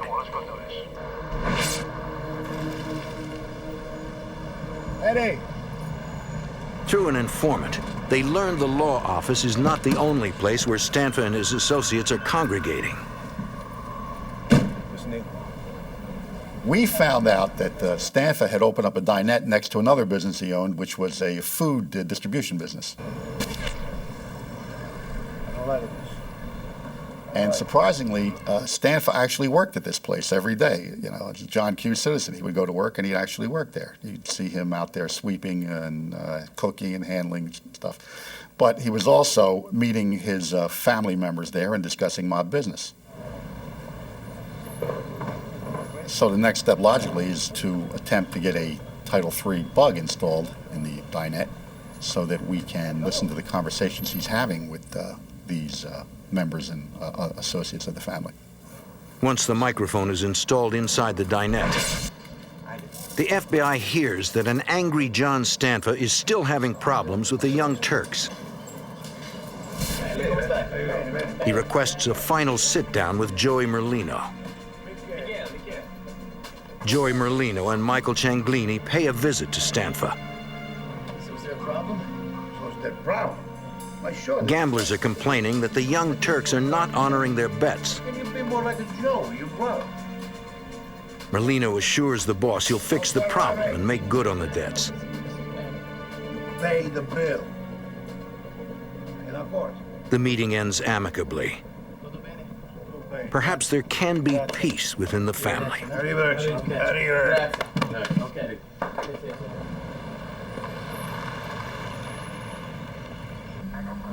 Early in March, FBI surveillance agents observed Joseph Cianglini and a waitress opening up the Stanfa dinette. It's almost exactly 1 year after his brother Michael was nearly gunned down at his home. His activities were easy to document. He was regular. He got up in the morning and he went to work. But on this morning, Joseph Cianglini's routine takes a terrifying twist. 4 men pull up and open fire on Cianglini and the waitress, reigniting the bloody war between the old and the new mafia of South Philadelphia. On March 2nd, 1993, in South Philly, underboss Joseph Cianglini and a waitress opened John Stanfa's diner. I'm gonna hit my head one of these days. That's dangerous. Shortly after 6:30 a.m., 4 gunmen launch an attack. Cianglini is gunned down. The surveillance agent alerts FBI HQ and calls 911 for an ambulance. The FBI agent on surveillance arrives on the scene. Joseph Cianglini has been shot repeatedly in the head, neck, and chest. The waitress is unharmed. Cianglini has somehow managed to survive the deadly attack. Though severely wounded, he can talk. You couldn't get a statement out of him, and even if he knew who did it, he wasn't going to implicate anybody. He was part of the mob, the omerta, the code of silence, and they would take care of this on their own. They had to know who they were. He saw them. We suspected that it was a group from the Young Turks, but he basically told us he didn't know anything. Hoping to identify the shooters, FBI agents review the surveillance tapes. But in the early morning darkness, the images are too dark to identify anyone. The video was very grainy, very blurry. It was very hard to identify with any kind of particularity features where you would recognize who actually went in, but you could see 4 shapes going in. Then you go to the audio and you hear screaming, and you hear shots, and then you hear someone yelling, "Move, move," and then they exit the place and they drive away. Well, that's basically all we had. You couldn't say with any reasonable certainty who actually went in there and shot Joseph Cianglini. But agents are still surveilling the law office. In the listening post, wiretaps record a chilling conversation between Stanfa and a mob associate. John Stanfa suspects Michael Cianglini was behind the attempt to kill his own brother Joseph at the restaurant. Yeah, Michael and Joey were on the opposite sides of internal war within the Stanfa family. They were half-brothers, and it didn't make any difference. He thought his brother Joey was on the wrong side, and he's going to take him out. For John Stanfa, there is only one choice: eliminate Joey Merlino and the Young Turks. So he starts to recruit his own muscle to send them out and to start stalking these Young Turks and trying to kill Joey Merlino, Michael Cianglini, and the people associated with him. Undercover FBI agents deliver a warning to Merlino and Michael Cianglini. What's going on, fellas? When we're aware of the fact that violence is going to occur or may occur, and we think we know who the violence is going to occur against, we have an obligation to go out and warn them. John Stanfa is sending hit teams into the streets with orders to gun down Merlino and Cianglini. The Young Turks shrug off the FBI warning. Even though they know their lives are in danger, they refuse to cooperate. The Young Turks should have listened to the FBI. A Stanfa hit team tracks them down and opens fire in broad daylight. Michael Cianglini is shot in the heart and dies on the street. Joey Merlino is wounded. It is clear to the FBI that John Stanfa means business. He's taken up the challenge, and he's retaliated with a lot of force. So that's where we are right then and there. We believe that Stanfa is responsible for it. Now we have to prove it.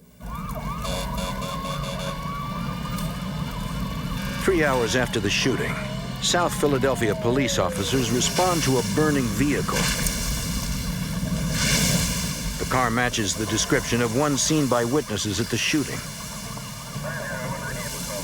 Police run a trace and learn that it was leased to a member of the Stanfa crime family.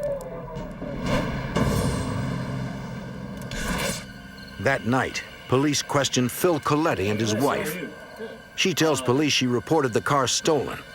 Coletti says he has been home all day. The FBI views the couple's alibi with skepticism. Coletti becomes the first suspect in the shooting murder of Michael Cianglini. Several days later, the FBI gets a lead on the second shooter. The FBI had received a call from a physician who said that he had treated an individual who came in with burns that he felt were rather suspicious. FBI agents find John Vesey at home. He too is a known member of the Stanfa crime family. Agents ask Vesey what happened to his hand. And he says he had an accident with his barbecue grill. His hand was burned when he spilled lighter fluid.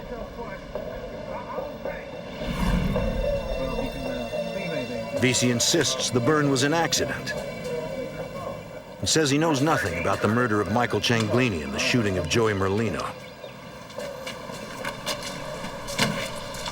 But when investigators check out the grill, they discover it runs on propane, which conflicts with Vesey's story that he was using lighter fluid when he burned himself.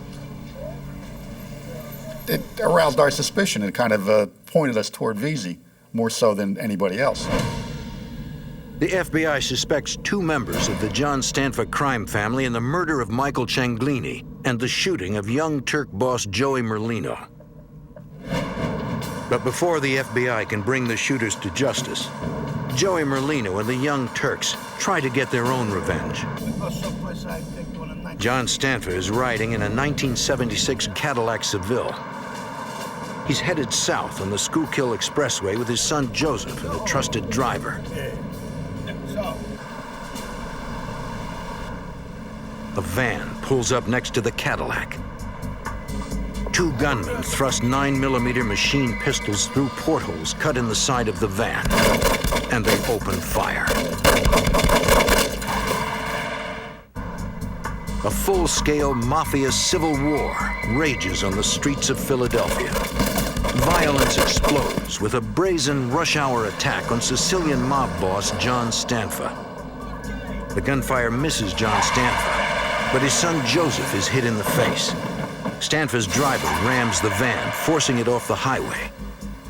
What was really brazen about it was on a highway like that, random shots could have struck and hurt, even killed any innocent people who were on there. Investigators have no doubt the attack on Stanfa is Joey Merlino's revenge for the murder of Michael Cianglini. It showed you the extent of the violence these people were willing to employ and the grudge they bore against Stanfa. Police find Stanfa at the hospital. Despite the brazen attack on him and his innocent young son, the Cosa Nostra boss claims he has no idea who tried to kill them. And of course, it's the old, I don't know who would have done this to me. And we don't get anything out of him. It is only a matter of time before innocent civilians get caught in the crossfire. And it's time to turn up the heat on the warring mob. Any known Stanfa or Merlino associate seen driving around South Philadelphia becomes the subject of a routine traffic stop. Authorities arrest 8 mobsters for carrying weapons. They confiscate .380, .45, and .38 caliber semi-automatics. The FBI has no doubt the Young Turks boss ordered the hit on John Stanfa, but feds can't prove it. Joey Merlino has to be yanked off the streets. The FBI arrests him for a parole violation of a 1990 armored truck robbery.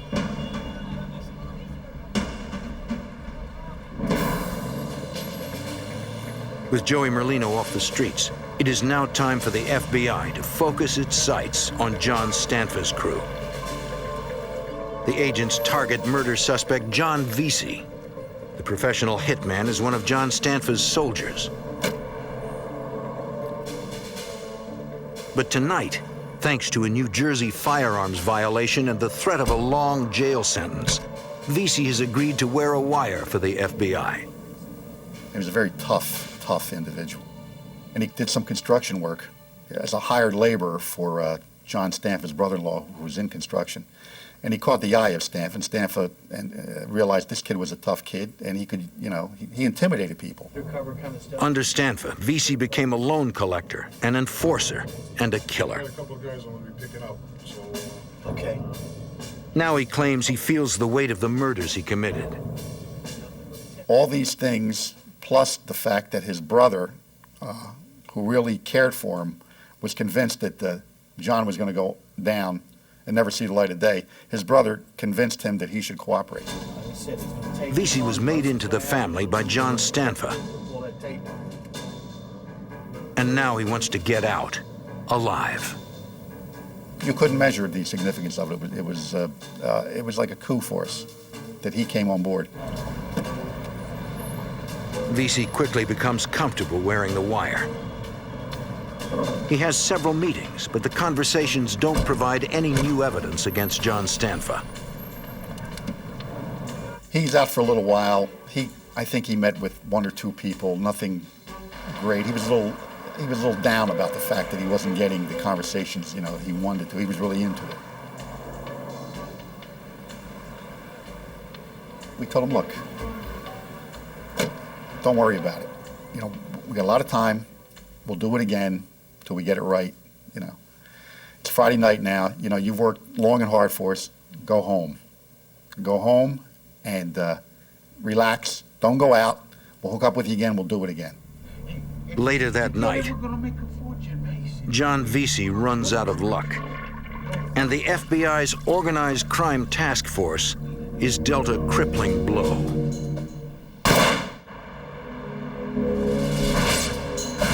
In a bloody South Philadelphia mob war, the FBI's #1 informant is gunned down by mafia hitmen, and the FBI's best chance at busting up a notorious crime family is shattered. FBI Special Agent Fred Walls is devastated by the news that informant John Vesey has been shot. Well, when you hear that someone's been shot in the head, you think the worst. But against all odds, after 3 .22 caliber slugs slammed into his skull, John Vesey is still alive. I'm shocked. This guy was shot in the head. He's given an interview. And he proceeds to tell what happened. Earlier that night, after he removed the wire and the FBI agents went home, Vesey ran into John Stanfa's underboss and one of his soldiers. I know a nice place. And they tell him, we've been looking for you. We want to get you started in your own bookmaking operation. We're going to show you how to do it. We're going to go over to this location in South Philadelphia above this meat store. For Vesey, it was just another late-night business meeting. He wasn't wearing the wire anymore, and he thought he had nothing to fear. He says he goes up to the room. The maid guy is sitting down with him at a table, going over figures, telling him how to take bets, how to write stuff down. The underboss excused himself. He has to go to the bathroom.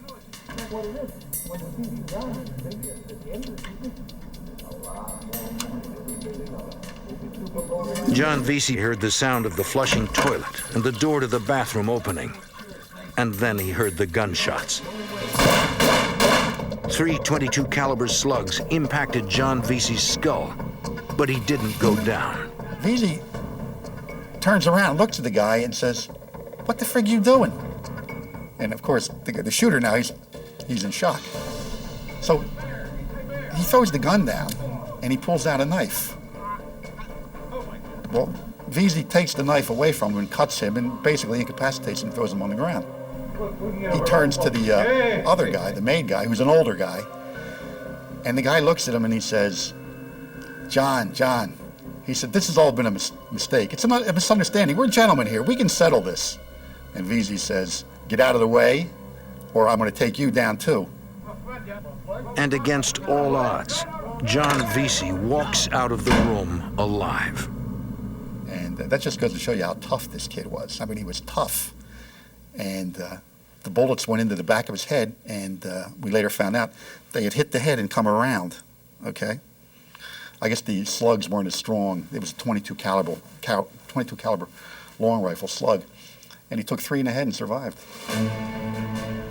2 weeks later, Ex-mafia hitman John Vesey makes his first appearance before the federal grand jury and testifies against his former crime family. The information he provides is invaluable to the FBI. Vesey names names and gives the FBI what they need to move against the Philadelphia mob. When the FBI increases the pressure, other mobsters make deals with the prosecutors and become informants for the FBI. And the dominoes begin to fall. On St. Patrick's Day in 1994, 24 suspects are arrested on racketeering charges of murder, murder conspiracy, extortion, arson, kidnapping, gambling, and obstruction of justice. Among those arrested is Frank Martinez. He's found guilty of assault and the attempted murder of John Vesey. Vincent Pagano is also arrested and found guilty of assault and the attempted murder of John Vesey.